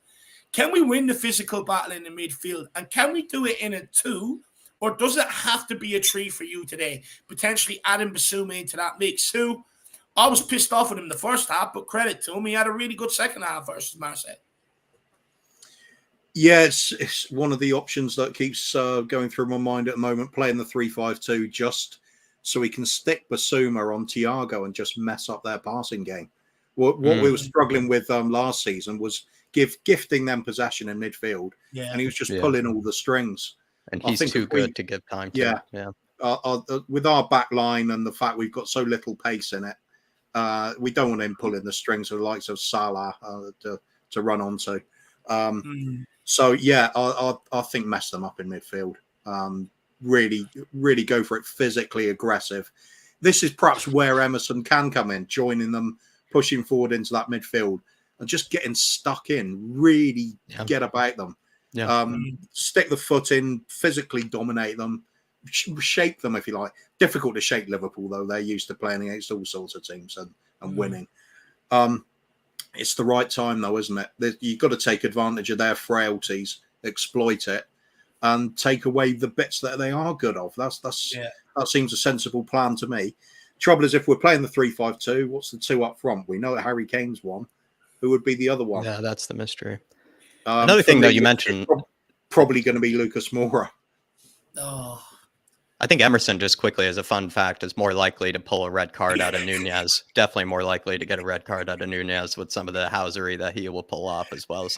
He's that guy, right? He'll, put a little rake your back heel, a few times, and he'll, knock you over. The moment you do it to him, he'll dive on the floor and stay there for 8 minutes. There's definitely a chance that Emerson could pull a red card out of Nunez, I would say as well. Tell me you're an Emerson stan. We're talking about the midfield and Jack still has his mind in Emerson. I'm just crying today. Never thought I would get that answer in my lifetime from Kuba. I don't even know. My work here is done. Just quickly, Gooners, I don't really care what you've done today. At the end of the day, sit there and enjoy it. But you are not. They're not winning the league. They're just not. It's not gonna happen. Why do they not even go to their own channels, Dave? Like, it really just shows how much they must love us here. That every time they come to celebrate, like, over here, it's like, go be with your own kind. Go be with your own Woolwich crowd, Do you know please. what, Like, Jack? Honestly, I think this Christmas is setting up to be a great one because it goes back to the Christmases where I grew up, where they're sitting top of the league. They ask, Santa asked them, "What do you want for Christmas?" "I want a league title." They're sitting top of the league, and then after Christmas, it all falls apart and goes downhill, and they usually end up just maybe finishing fourth or scraping fifth. And I think the same's going to happen here. I think when you look at Arteta, there's no way that guy has the experience to guide them all the way through to the end of the season. As soon as the pressure really starts ramping up, that's when he makes wild decisions, and that's where it's going to absolutely crumble them. So do not worry about it, Spurs fans. Do not worry about it. But, somebody's going to step on the Legos eventually. Don't you worry. But Jack, Kuva did mention about, stopping Thiago from playing. Now, Thiago is Liverpool's tempo setter and has a great range of passing. So it is important to physically dominate him to stop him from playing today. Because you'd like to think if you stop him from playing, you sort of eliminate their attacking prowess further up the pitch. So who do you think will be tasked to nullify Thiago's influence on the game today, Jack? Bentancur or Højbjerg? Because regardless if you play a midfield 2 or midfield 3, one of them is going to be tasked on playing on the left of our midfield to get at Thiago. But who's better equipped to get at Thiago today? You look at Bentancur, he's got an unbelievable engine, but then you also look at Højbjerg and he's very aggressive. So yeah. I mean, who do you task out of them to be able to get to nullify Thiago today? I might have to give Bentancur the responsibility today, mostly because we put a bit of respect on his name recently when we I think, Dave, we pulled out some stats and kind of showed that while Højbjerg is normally the guy that is credited with all kind of the off-ball work and, winning the tackles, getting stuck in, it's been Bentancur by far this season. The guy is, I think, still leading by a huge margin when it comes to like tackles and interceptions, all those sort of kind of defensive stats. And it's kind of even, I think, blowing Højbjerg out of the water, who's, I think, second behind him. But like, I'm not kidding, Dave, like blowing him out of the water when it comes to those sort of kind of stats of getting stuck in and all that sort of stuff. So I think Bentancur deserves a bit of praise for that this season with that motor, with that energy. Somebody like Thiago, Dave, very, very tricky as well, right? Very kind of, tough hips to kind of read and, has that sort of ability to turn, I think, most players when receiving the ball under pressure. Maybe someone like a Bentancur who is a bit more agile than a Højbjerg could kind of stick a leg out, perhaps poke it away, is a lot taller. So he can kind of, if he does even get kind of, maybe turn the wrong way, he can still maybe win it by just kind of dangling a leg or just, maybe bringing him down. I think someone like Højbjerg just simply physically might have a bit more trouble against a Thiago, just because Thiago, we know, is so shifty. He's so kind of shifty is the right word with how he kind of plays. And I think maybe someone like a Bentancur, who's shown a lot of energy this season, might find it a bit easier to win the ball off of him if Thiago tries to, spin him or turn his man. Yeah. Do you know what? I would usually trust Højbjerg with the job, but I just think maybe Bentancur is more, how would I describe it? He's been more immense this season defensively, I have to say. I wouldn't say athletic, because I think Højbjerg is athletic. I just think Bentancur is probably a bit more free in what he does. I think he's a bit more of an engine about him. I think if he found himself a bit further away from, if he found himself a bit further away from Thiago, I would say he would make up the ground quicker than maybe what Højbjerg would. So for me, I would actually task Bentancur with that job today. It'd be very interesting to see how he gets on, because it is about staying close to him. Every time he touches the ball, give me that, you little twerp, and off we go. So hopefully that does happen today. But Kuva, by scoring the late winner against Marseille on Tuesday night, Zinedine Salzburg matched the most prolific season of his senior career, which is 4 goals, while he also has 3 assists to his name as well. Can Zinedine Salzburg push on to reach another level in his game and be a productive midfielder, chipping in with maybe 10 goals a season, a bit like what Frank Lampard used to do or Steven Gerrard used to do? No, it's not going to get to that level. No. I think they're exceptional. Goal scoring, especially Lampard, is He's Chelsea's leading scorer of all time, isn't he? I think Højbjerg's been doing really well, though. I've never rated him until this season, and this season he's really seemed to be consistently stepping up. I think that's the real key with it, is the consistency. Him and Bentancur are now looking like a proper partnership in the middle of the field. When we do break down, get overrun in midfield, I generally tend to look at the players around them. They're not able to keep up with it. The passing goes to hell at the back. Forwards don't get back helping enough. There's a sort of disconnect. You can't really lay that all on one player or two players. I think the two of them together, brilliant. They look like they've got a goal each in them every game now. There's something happening there. Good partnership. What do you think is happening, Kuva? Because we were sitting here discussing that. Look, they're clearly getting forward a hell of a lot more than what they were last season. Is that down to them looking at the Skip and Basuma's competition and saying, okay, well, they had what I had so far, so I have to get better and reach a new level and add something different? Or is that maybe Conte taking the shackles off them and saying, guys, you can now start going forward and expressing yourself? I think it's the two of them developing their partnership. They've got a better understanding of when one goes forward, the other one stays back. It's almost like that classics two central midfielders you used to get in days of old in the 4-4-2. You'd take it in turns going forward and releasing the other one. I think the fact that Bentancur is stepping up is pushing Højbjerg further, and Højbjerg is in turn inspiring Bentancur to play better. You saw it in some games, Conte at the side of the pitch. He's absolutely screaming at Bentancur. You wonder why. This is why. I think this is what Conte has always known about the player. He's got this sort of gameplay in him. He wants to see it happening.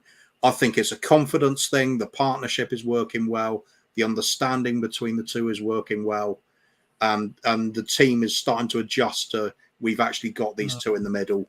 Let's use them properly. We can utilize them for both goals and creation. They don't have to be just this defensive unit. So it's a natural development for me. I think Conte's always really wanted this. We've just struggled at times.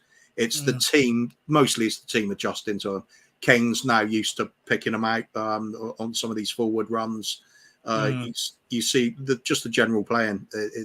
It's coming from that driving force of those two in the middle.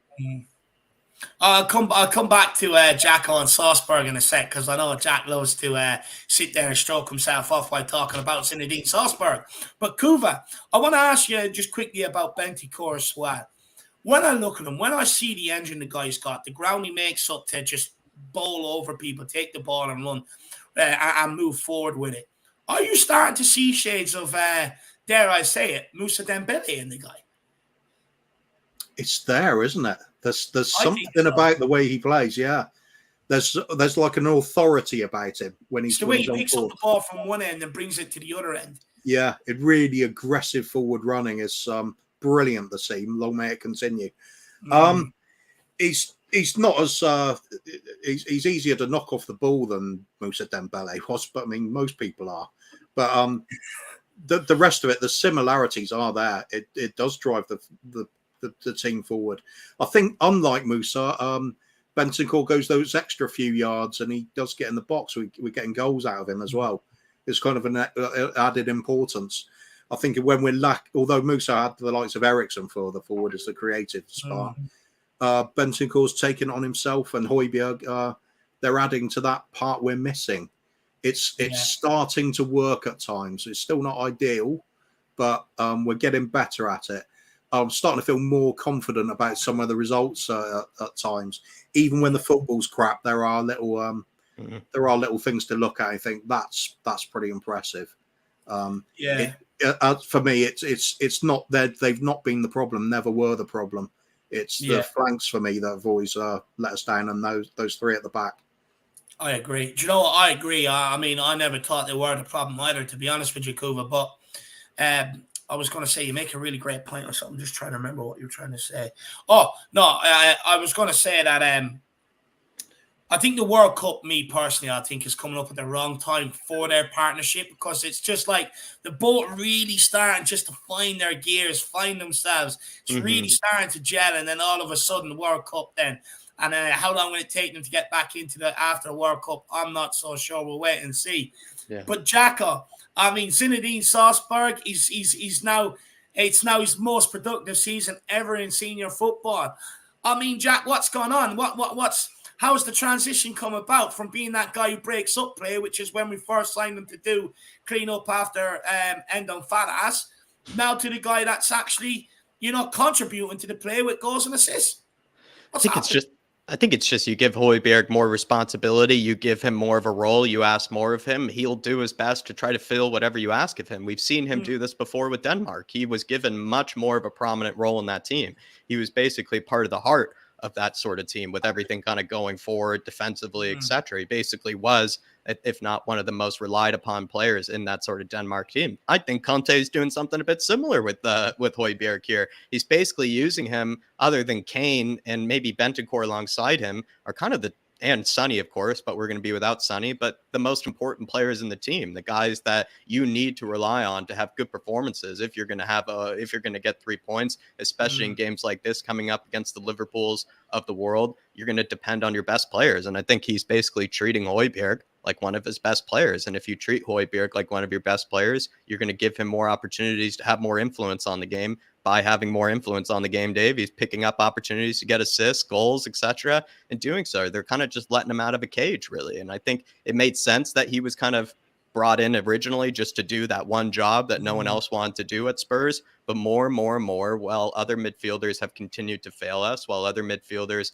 continue to be very one-dimensional, I think Højbjerg has proved to be more than just a one-dimensional type player. He has multiple assets, multiple skills available to him. Yes, probably his defensive output might be his best part of his game, but he shows he has that pass in him. He shows he can play really nice balls from deep areas. He can also make surging runs forward and not be a complete, incompetent player in the final third. I think he just, when you let him out of his cage and you give him the opportunity to be maybe more influential in the team, he'll pay it forward and he'll pay you back for it.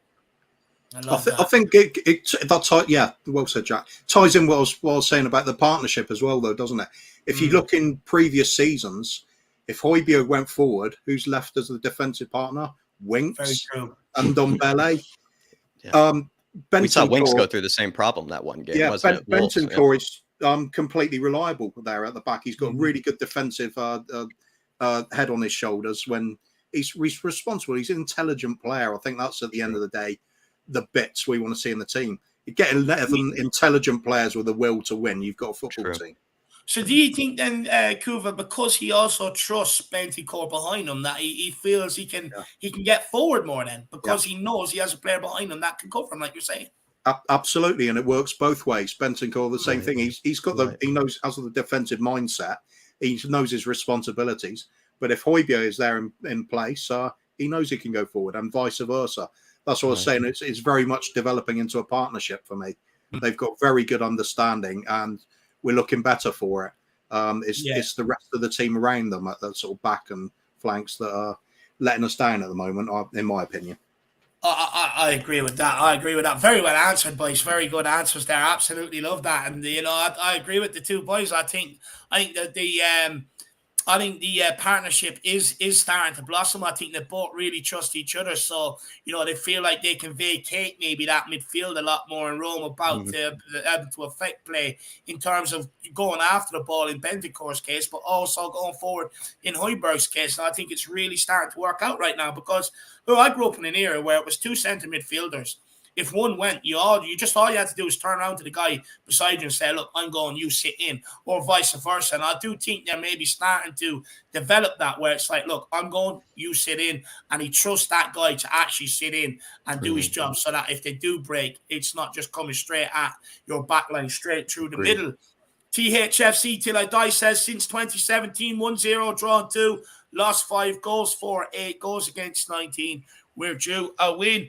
Dermotron, that we are, my man, we've only won once in 21 games, and that was that 4-1 win at home at Wembley.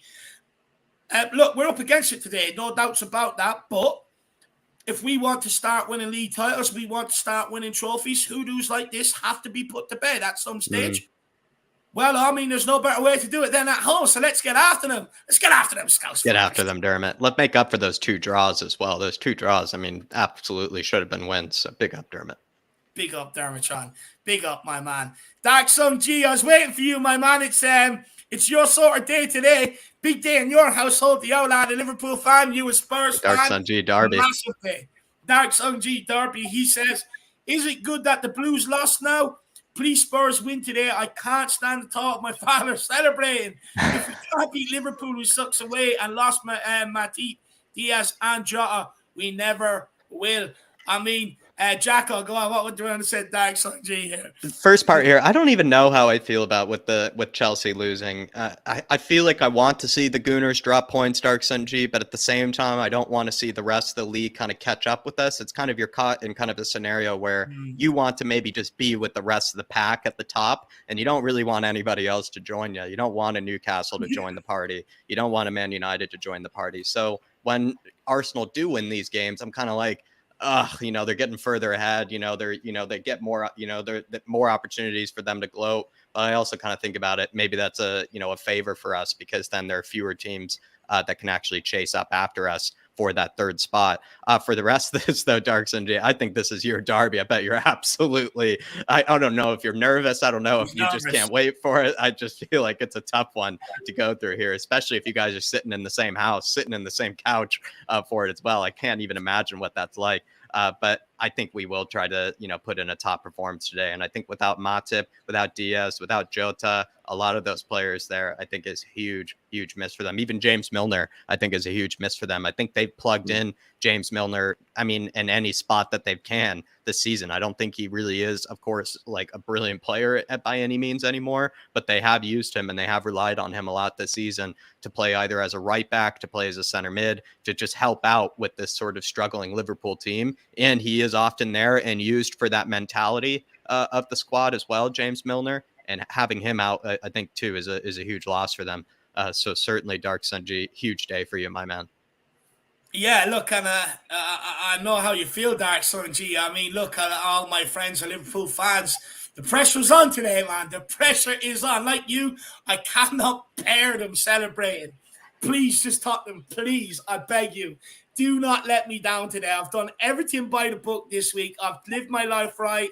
I've done everything that will satisfy God. So please, Tottenham, just turn up this week. I beg you. And big up, Dark Sunji. But look, it's a tough ask, but I'm getting confident as the time ticks by. Cool, anything you want to say to Dark Sunji here? No, I think he's right. Matip, Diaz, Jota out. They're big misses for Liverpool. Diaz and Jota, those types of players that snatch a draw or a win out of something for them. We've got to do it. We've got to do it. If we don't win today, I think we've got to seriously look at how much we're going to challenge for a title.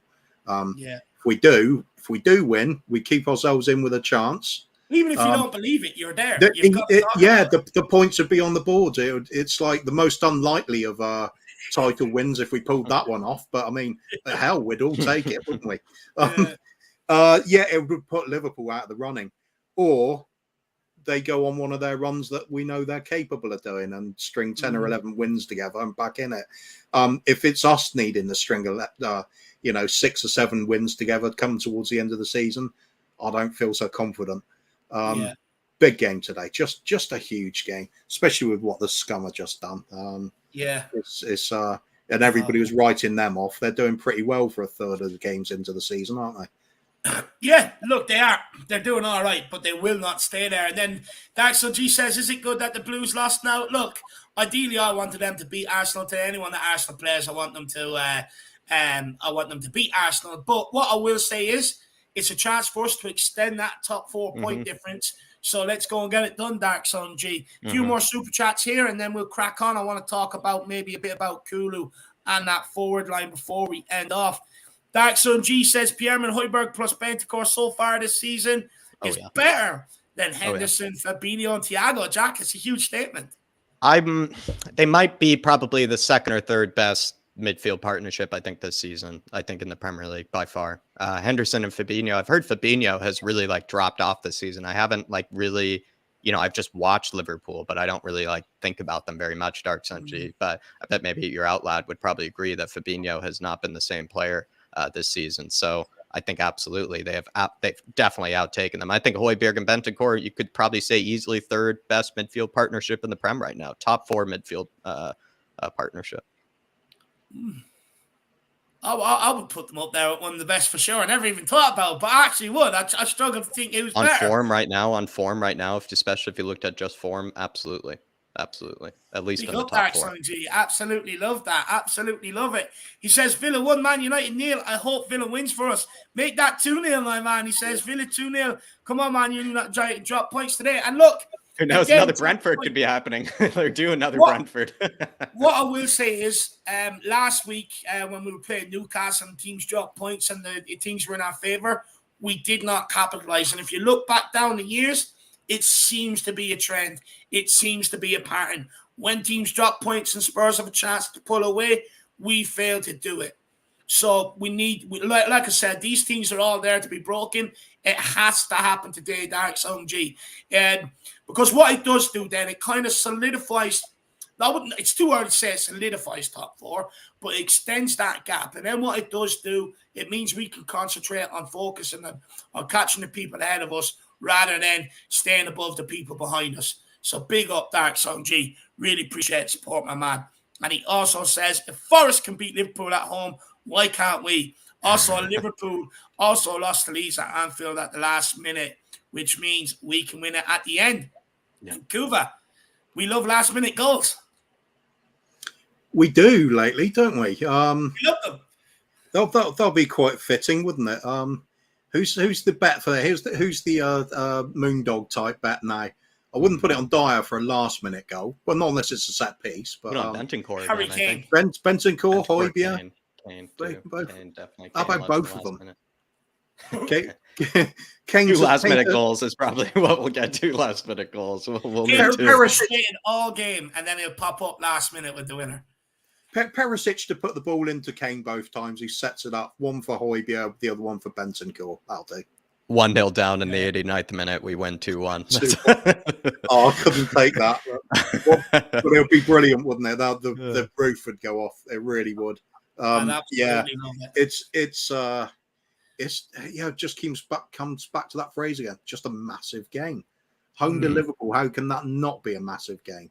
Just it's so big for both clubs. Liverpool need the win to give themselves any sort of substance to making a top 4 effort, and we need to pull away. But as you said, David, how many times do we piss away this kind of opportunity? It's alarming.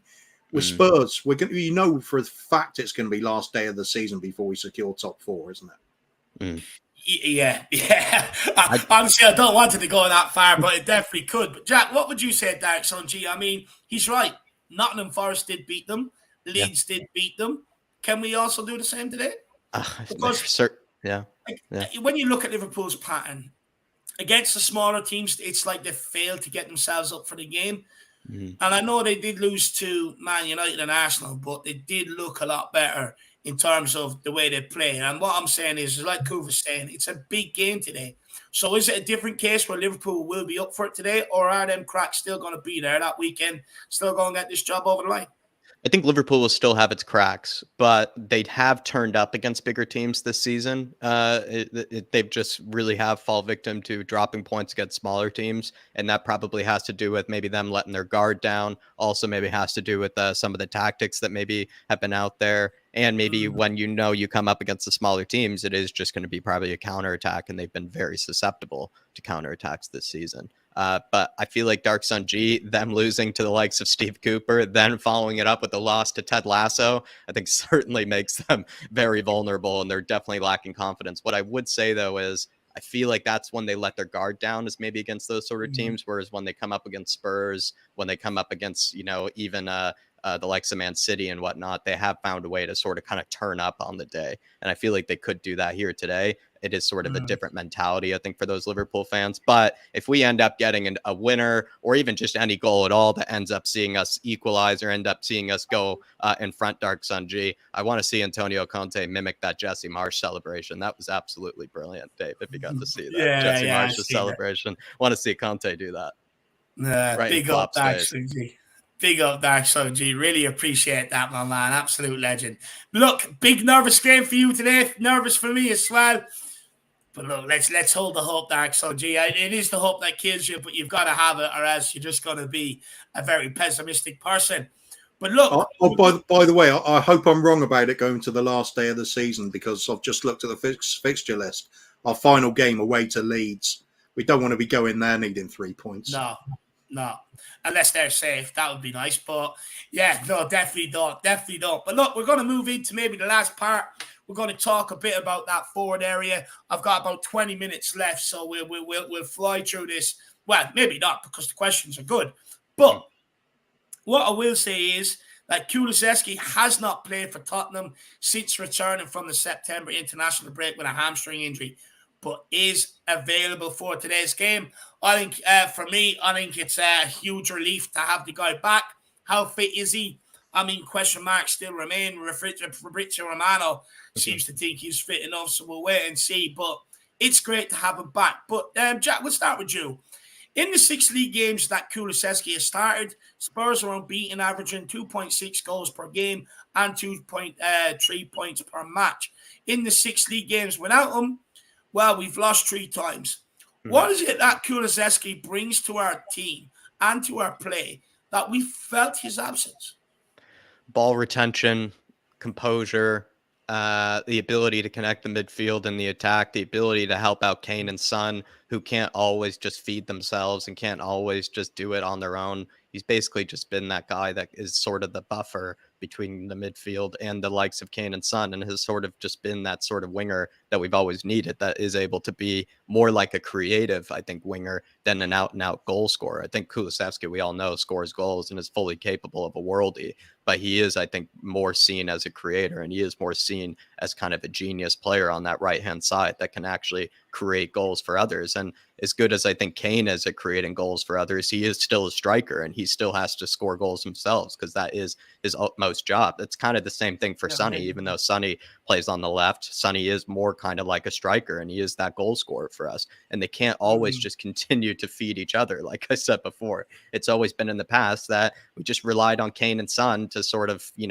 help each other out in order to beat teams. Kulusevski has been that guy to sort of bring them into the game and have them kind of be able to finish chances and not have to create for others or not have to get involved themselves. And it's kind of a bit of torture, I must say, Dave, to go without Sonny this game, because what we've really been waiting for is just to have the whole trio back, is to have Kane, Son, and Kulusevski back. So I think part of the stats behind Kulusevski's impact is also part of the fact that we had Sonny and the whole trio together. But I think having Kulusevski back is a huge win for us today, because he is probably the only winger, maybe next to Brian Hill, that has any sort of kind of composure, any sort of kind of, ball retention, doesn't lose the ball very much, is able to get other teammates involved, just simply be that creative force that we need. And it's good to have him back. But I would say it's just torture that Sonny is now hurt the moment that he comes back as well. 100%. I think the biggest thing he adds is he's another hold-up option. With Sonny and he's back to play, he's constantly being ragdolled around the place, constantly being knocked off the ball. Better at it. Kane, look, can hold it up, but it's not an easy task. Still his job to score goals, though. It's still his, yeah. Whereas with Kulu, he can hold it up, but it's also the variety he brings, like you're describing there, Jack. He can hold up the ball, he can spin and run with the ball, he can run in behind. He's also got that killer pass, that killer cross on him. I think it's just a variety that the guy brings to our attack line. I think is brilliant, but it's mainly his hold-up play, whether it's holding up with his back to play or just getting on the ball and bombing down that right-hand side to relieve and alleviate a bit of pressure. Whereas you look at other people who've stepped in there, no one's really been able to do it. Kane hasn't been able to do it. Son hasn't been able to do it. Lucas Moura tries to do it, but it ends up in Barbados. You know what I mean? And it's absolutely, I think that's going to be key for us today. Yeah. I really do. Yeah. Dark Sun G says they will let their guard down since we have no Son.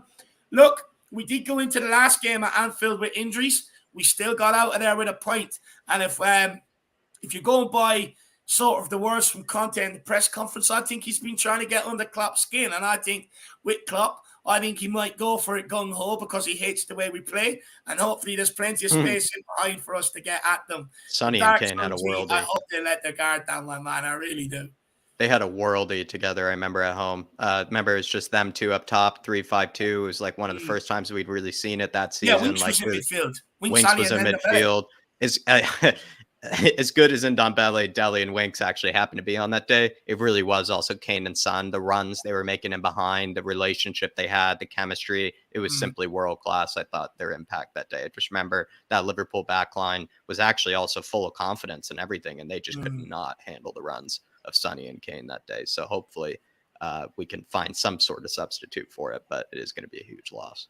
I think this could also work against us, because it will give them the confidence to push further forward with no Sonny playing. We've got no obvious. Yeah, we could be just pushed. Yeah, we could be pressed very heavily in our own half. Interesting to see how it plays out, because who is that player that you look for on our side that's going to break the offside trap with the flick ball over the top when Sonny's not playing? It's no obvious player for me. That's definitely another way of looking at it. But look, if they do that, hopefully we show a bit of bollocks about us today and actually try to play through it and exploit that high line. Because if they do press us, which we're expecting them to do, and try and cap in our own half, well, there is going to be that option to get straight in behind. So hopefully we can exploit that today. But Kuva, in your opinion, with our injuries in the forward line, do you think Kulusevski will be thrown straight back in from the start? Or will Conte use him as a second half substitution? And the reason why I asked that is because Conte alluded to it that Lucas Moura is suffering from a bit of tendonitis. He's had pain in his rehabilitation, so he's not fit either. It's so hard to tell, isn't it? The Conte and the medical staff and the coaches, they will have obviously know what's best for the player. Talk of us risking him even if he's not fully fit because there's not going to the World Cup and stuff like that. I don't believe that. We shouldn't be looking at that with a player, especially with long-term hamstring injuries. We've seen it before when players get rushed back. It can devastate any of their rehabilitation if they damage it again. My gut feeling is Kulusevski will start on the bench. I think perhaps get 20 minutes or so near the end. Just see if Conte has the cojones.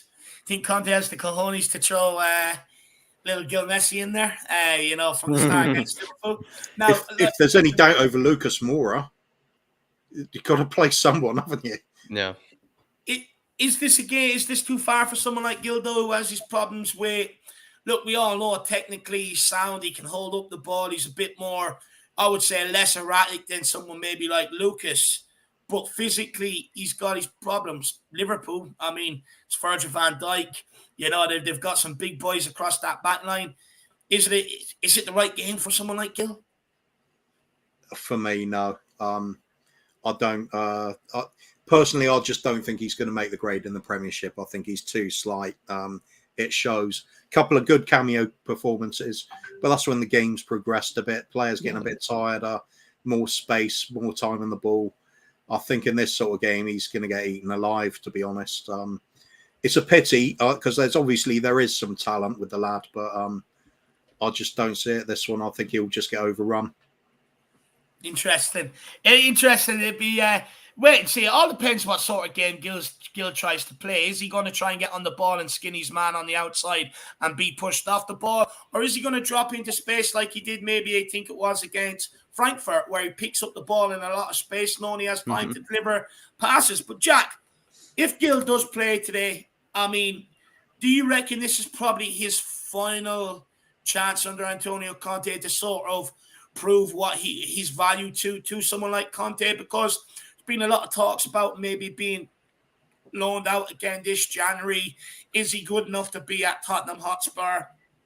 So he's got to take this chance if it's given to him. And I know it sounds harsh, but sometimes at this elite level at a club like Tottenham, you only get one shot.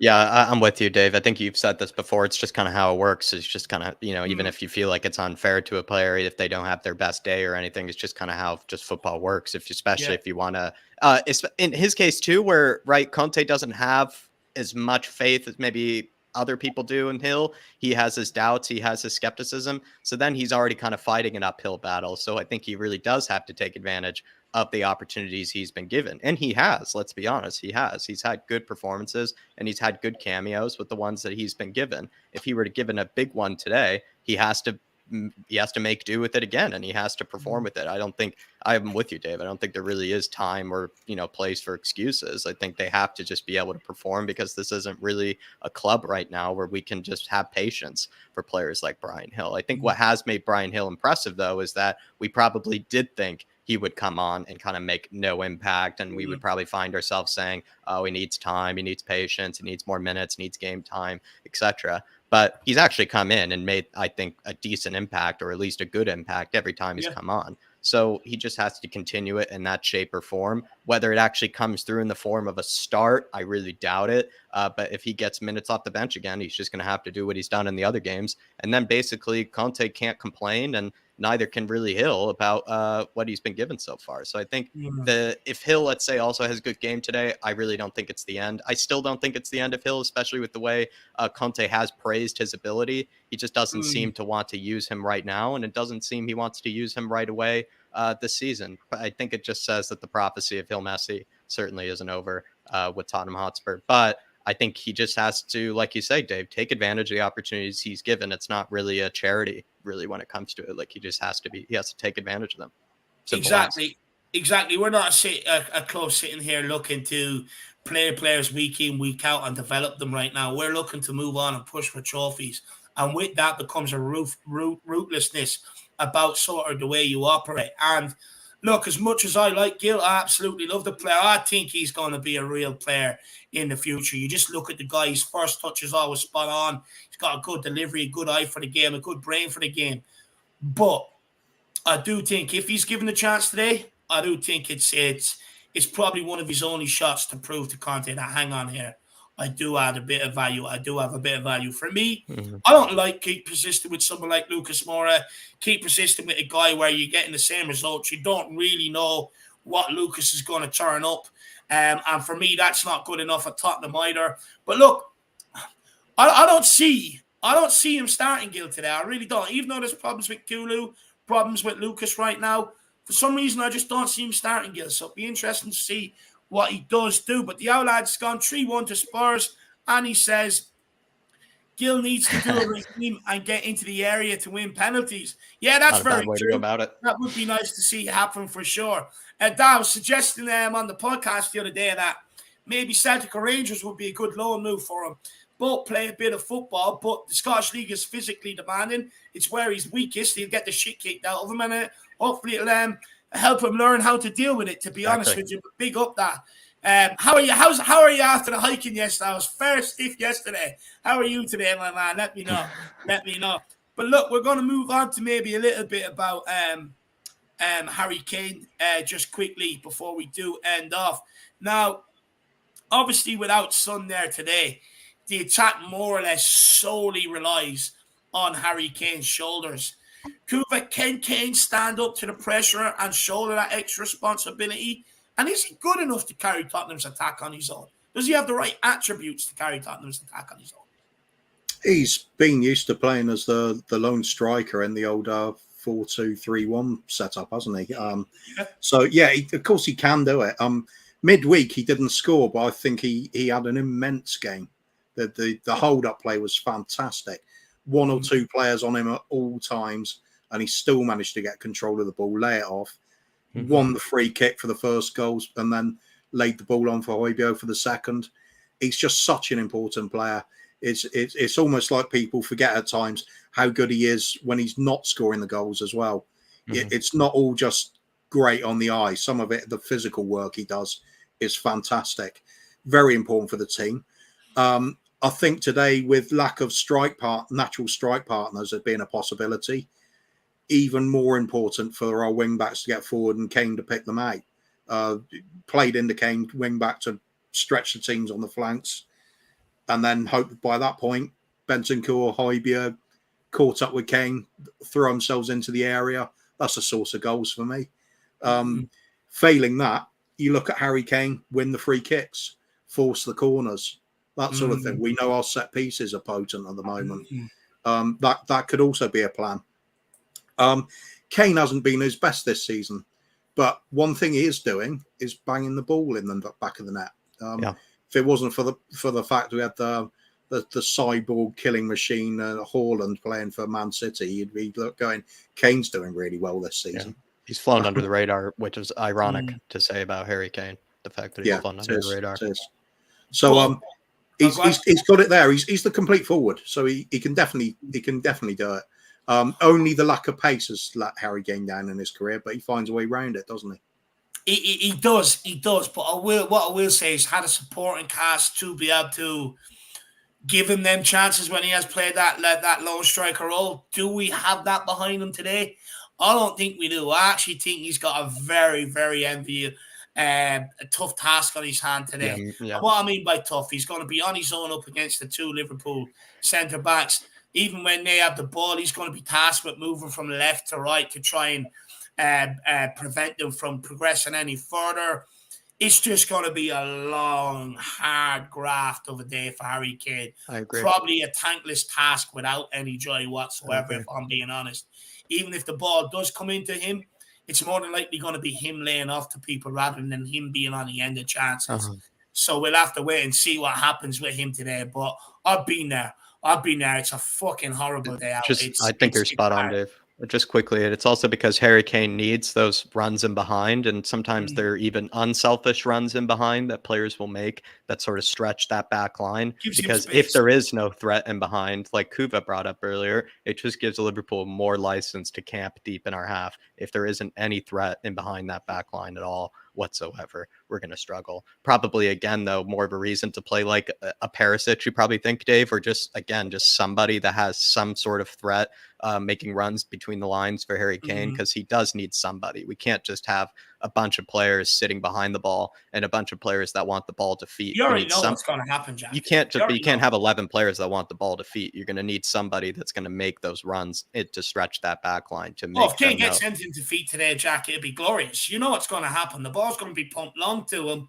It's not even going to be to his chest to give him there's nothing wrong with that if there's somebody running off him and there's somebody he's able to find. But if we're pumping it long to him and there's nobody making runs in behind to stretch, then he's just going to find himself, like you said, having a very tough day. Where there is maybe someone like a Sonny who's making those runs in behind when he is getting it pinged into him, makes his job a whole lot easier, in fact. It does, but look, I don't mind them using that long ball as an out ball at times. I really don't.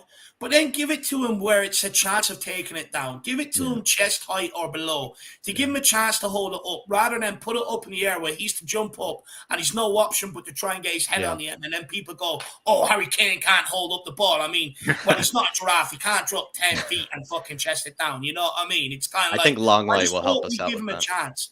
I just hope Longley is a lot better than Moon Boots. Sorry? Longley plays fewer hospital passes, I think, into the strikers. Moon Boots plays a lot of hospital passes into the strikers, so I think we might do better with Longley through the middle with that. You're right on, Dave. You're absolutely right. I just hope so. What I don't want to see is balls hit 50 yards up in the air and people go, oh, Harry can't take it down. I mean, honestly, he's not a beanstalk. So I would say at least try and give him a chance today. But Paul Merson has tipped Harry Kane to struggle today, guys, saying with Son and Richarlison injured, Harry Kane will be isolated up front. He said he's watched Tottenham a lot this season and he doesn't think Kane can do it on his own. Does he have a point here? Or is he a fool to write off the best striker in world football, a player who is capable of scoring from nothing, who has 11 goals to his name this season and has found in his net 6 times against Liverpool in his career? I just don't think there's any player really in world football that can do it all on his own. Like you do need to pass it to somebody, or you need somebody to pass it to you. In the case of Haaland, he needs somebody to pass it to him. I think Kane needs somebody to pass it to. He's that sort of player. He needs people that he can give the ball to, that he can find, that he can sort of work with. And that's what Richarlison and Sonny bring. I actually find we find ourselves in a tough position here, Dave, because if we go with a 3-5-2, and no Sonny and no Richarlison, and potentially no Lucas, there isn't exactly a natural sort of player that you would play alongside Kane here. So you do probably find yourself, again, do we go with 3-4-3? Because maybe that might actually help out Kane more. I Having, think it's let's gonna say, be. Kulusevski and Hill might actually help out Kane because they get to play in their more natural positions up on the wing. Because if you play Hill up top next to Kane, it'd almost look a bit ridiculous. And I think even playing Kulusevski up top next to Kane won't be nearly as effective. So we find ourselves in a tough position where if you play a 3-5-2, Dave, I think Kane is going to be in for a long day and is going to have a tough one. But if you play 3-4-3, he might actually find it a bit easier because he'll actually have other players that can get onto the ball and can actually help him out. Because if it's a 3-5-2, we're just going to be pinging it into him all day long. If it's a 3-4-3, I actually imagine we have other players that we can get it to. That way, Kane can actually take a bit of pressure off himself and maybe make some runs and things like that. So it's a tough position Conte finds himself in because there really is no second striker available to him right now because they're all injured. All Yeah, three. it's a tough one. It's a tough one, but I agree with the outlet here. It says Merson is a gooner, alcohol fool, cool to find Harry all day long. Look, what I will say is I agree with you. I do think Paul Merson is an absolute fool. I think maybe he needs to put down the fizzy drinks. I think since he's come off alcohol, he's drinking way too much Coca-Cola. I think it gets him a bit giddy, if I'm being honest. I think he just needs to cool down on it, maybe have a bit of Ribena or some water or something like that, because Sugar clearly doesn't agree with him. I mean, he's writing off one of the best strikes in world football, and for that reason alone, I hope Harry Kane fucking scores the winner today. I really do, because honestly, I'll just sit there and I'll be like, Paul Merson, put a lid on it. Just put a lid on it. Shut up, you fool. You're only jealous because Harry Kane does things that you can't do. That's what I will say. But Kuva, anything you want to say on Paul Merson's quotes before I get score predictions? I'd actually say he's usually such a complete idiot, but if he's talking about from the point of view, if Kulusevski isn't playing either, yeah, we could see Harry Kane a bit isolated. It would be a valid point then. But it's Merson, so Kulusevski will play and Merson will look like a tit, won't he? I hope so. I hope so. We'll have to buy him a bra for how much of a tit he's been lately, to be honest with you, Kuva. But look, last one. Actually, fun fact for the Harry Kane fans. None bigger than me, of course. I am the number one Harry Kane fan, so this one gave me a bit of a hard-on, a bit of a stiffy, you would say. Harry Kane can now legally herd livestock across London Bridge, toll-free, after being awarded the freedom of the city of London this week. So, fun fact for me, Harry Kane's number one fan. But last one is games between Liverpool and Tottenham have produced 10 Premier League own goals, more than any other fixture. So, what I will say, guys, just to help me clear the image of Harry Kane walking along with a flat cap, herding sheep across London Bridge, which I think is absolutely magnificent. Might actually have to get one of them paintings for my wall now that I come to think of it. But who's scoring the own goal today? Because they seem to be popular in this fixture. I think Moon Boots, if anybody has scored an own goal, it's always Moon Boots scoring an OG. Is it? I think Ben Davies is the more likely. He's the one that throws himself in the last ditch tackle or block. It's more likely to come pinging off him in some way and end in the back of the net. But he tried to score an own goal against us in Newcastle, and then he did score another ridiculous own goal against Newcastle at one stage. I feel like it's a guy that has it in him. Like he has it in him, the own goal. But, yeah. Oh, he definitely has it in him. Yeah. But let's go for the positive. It's going to be Virgil van Dijk. Be brilliant if it was Nunez actually who's struggling to score goals in the opposition net. If he scored an own goal, that would be hilarious. Yeah, I'm gonna go with Kuva. I'm gonna go pick a Liverpool player. I'm gonna go with Virgil today. I'm gonna go with Virgil to score an own goal. But I agree with Jack. If it comes from a Tottenham player, I mean, I still have images of Eric Dyer trying to hoosh one out against Newcastle and actually putting in an unbelievable finish into the back of our own net.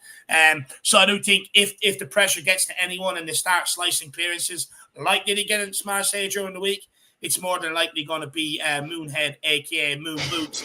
That's going to do it, in my opinion. But look, guys, we've come to the end of the build-up show. I have to move across to We Are Tottenham TV But we will be back here for the watch along starting at 4 p.m. Jack, of course, kicks it off. I'll be usually about 5-10 minutes after Jack kicks it off. So I will be in there as well. It is just myself and Jacko today to take you guys through the game. We're building a very good watch along crew. So let's keep it going for today's game. So hopefully we see everybody back here at 4. But before we end off, Kuva, where are you first today? Kuva the Kang and Savage Channel, where are you first today? Well, let's see. I'll be on with Sava tomorrow. Well, today, 7 o'clock, doing the show that you run away from today. This time, David. No, do you know what? I commit to every Sunday bar match day because I've got the watch along and the fan show to do. It's just not possible. But I will be back there next Sunday as long as we're playing Saturday. Yeah. So doing the weekly sort of roundup. Sava talks up to 7 today. Other than that, pop in and see Ben Kaufman on the weekly lunchtime, afternoon sort of shows. Shelfside Spurs, Bob Spur TV, any of those. You're everywhere. If they're on. Yeah. Absolutely. I love it. It just goes to show how much you love Tottenham, which I absolutely adore that. So everybody get over and check them out. Jacko, where can people find you, my man? Transfers are going to be coming about, and scout reports I think are going to be coming back very, very soon because Spurs are starting to have those, maybe BS rumors starting to kind of, fly about again. And, that's kind of my place to give you kind of the lowdown on maybe what my opinion is on the player that Spurs are rumored with, / maybe what the general opinion is, and all maybe some stats and stuff like that might help you out as well. So I would say take a look out for some of the scout reports that are going to come out related to Spurs, as well as I am going to have my Stevie G kind of a sort of a, you could say kind of a slating video is going to come out. And then World Cup predictions, I think I'm going to do a video on as well. So yeah, some good stuff I have planned. Yeah, some very good stuff. And World Cup right around the corner. We're going to have to sort out what we're doing for that as well. But look, before we end off, we'll take a little mini break. You guys can get more of Jack and myself starting at 4 o'clock. But I want the score predictions from the guys before we end off. Kuva, that's right. What's your score prediction, brother? I've felt like we're going to do a Dr. Tottenham all week. I really have. But there's just something about today. I woke up with that feeling. You know what? I think we can squeak this 2-1. Squeaky bum time for Kuva. 2-1. Yeah, I'm gonna go for a Harry Kane winner at the death, and Virgil van Dijk to score at both ends. Oh, I love that. Both ends. I think he's definitely a threat from their attacking set pieces for sure, because we really struggle to deal with them. Jacko, what's your score prediction? It's so hard to think about us getting a clean sheet. So hard to think of that. But 2-1 I'm going to go with as well. I think 2-1 was actually the right score line. We ended up getting that right against Marseille. Sort of feels like it could happen here. I'd be surprised if this was a game full of goals, just because I think both teams are significantly weakened, especially Spurs's as well and Liverpool's. So weirdly, I just feel like the goals might not be there as they were in the previous fixtures. So I'm going to say 2-1, but I could be totally wrong on that. Yeah, I do think we're up against it, especially going forward. A lot of our forward options are out. Some that are coming back, not fully fit. I think we're definitely up against it going forward, but I do like the workmanship of our team. I do think it's a good foundational platform to build on. And all you got to do is sprinkle it with a couple of bits of quality throughout the game. For me, I'm going to go 2-1 today. I'm a bit like Kuva. I have felt like a bit nervous all week about this. Maybe a bit Dr. Tottenham-ish. But when I sat there and thought about the game last night, I was like, you know what? We can get at them. Like Dark Sunji was saying, if Forest can do it, Leeds can do it. There's no reason why we can't do it. And I'm going to go with Emerson to score for Tottenham. I'm going to go with Harry Kane to score the winner. And I'm also going to go with Virgil van Dijk to score from Liverpool from one of their attacking corners. But I'm going to go with 2-1 Tottenham. Look, I speak for everybody. Hopefully Tottenham turn up today. United losing 2-0 to Villa. Chelsea, of course, losing to Arsenal. Not ideal, but a silver lining that maybe we can just extend that points gap between the teams chasing us for top 4. So let's go and get the job done today. Let's turn up. Let's show them what Tottenham Hotspur are all about. Come on, you Spurs. Come on, you Spurs. In Conte we trust. We'll back here at 4 p.m. Let's fucking get after them. See you later, everybody. Come on, you Spurs. Let's go.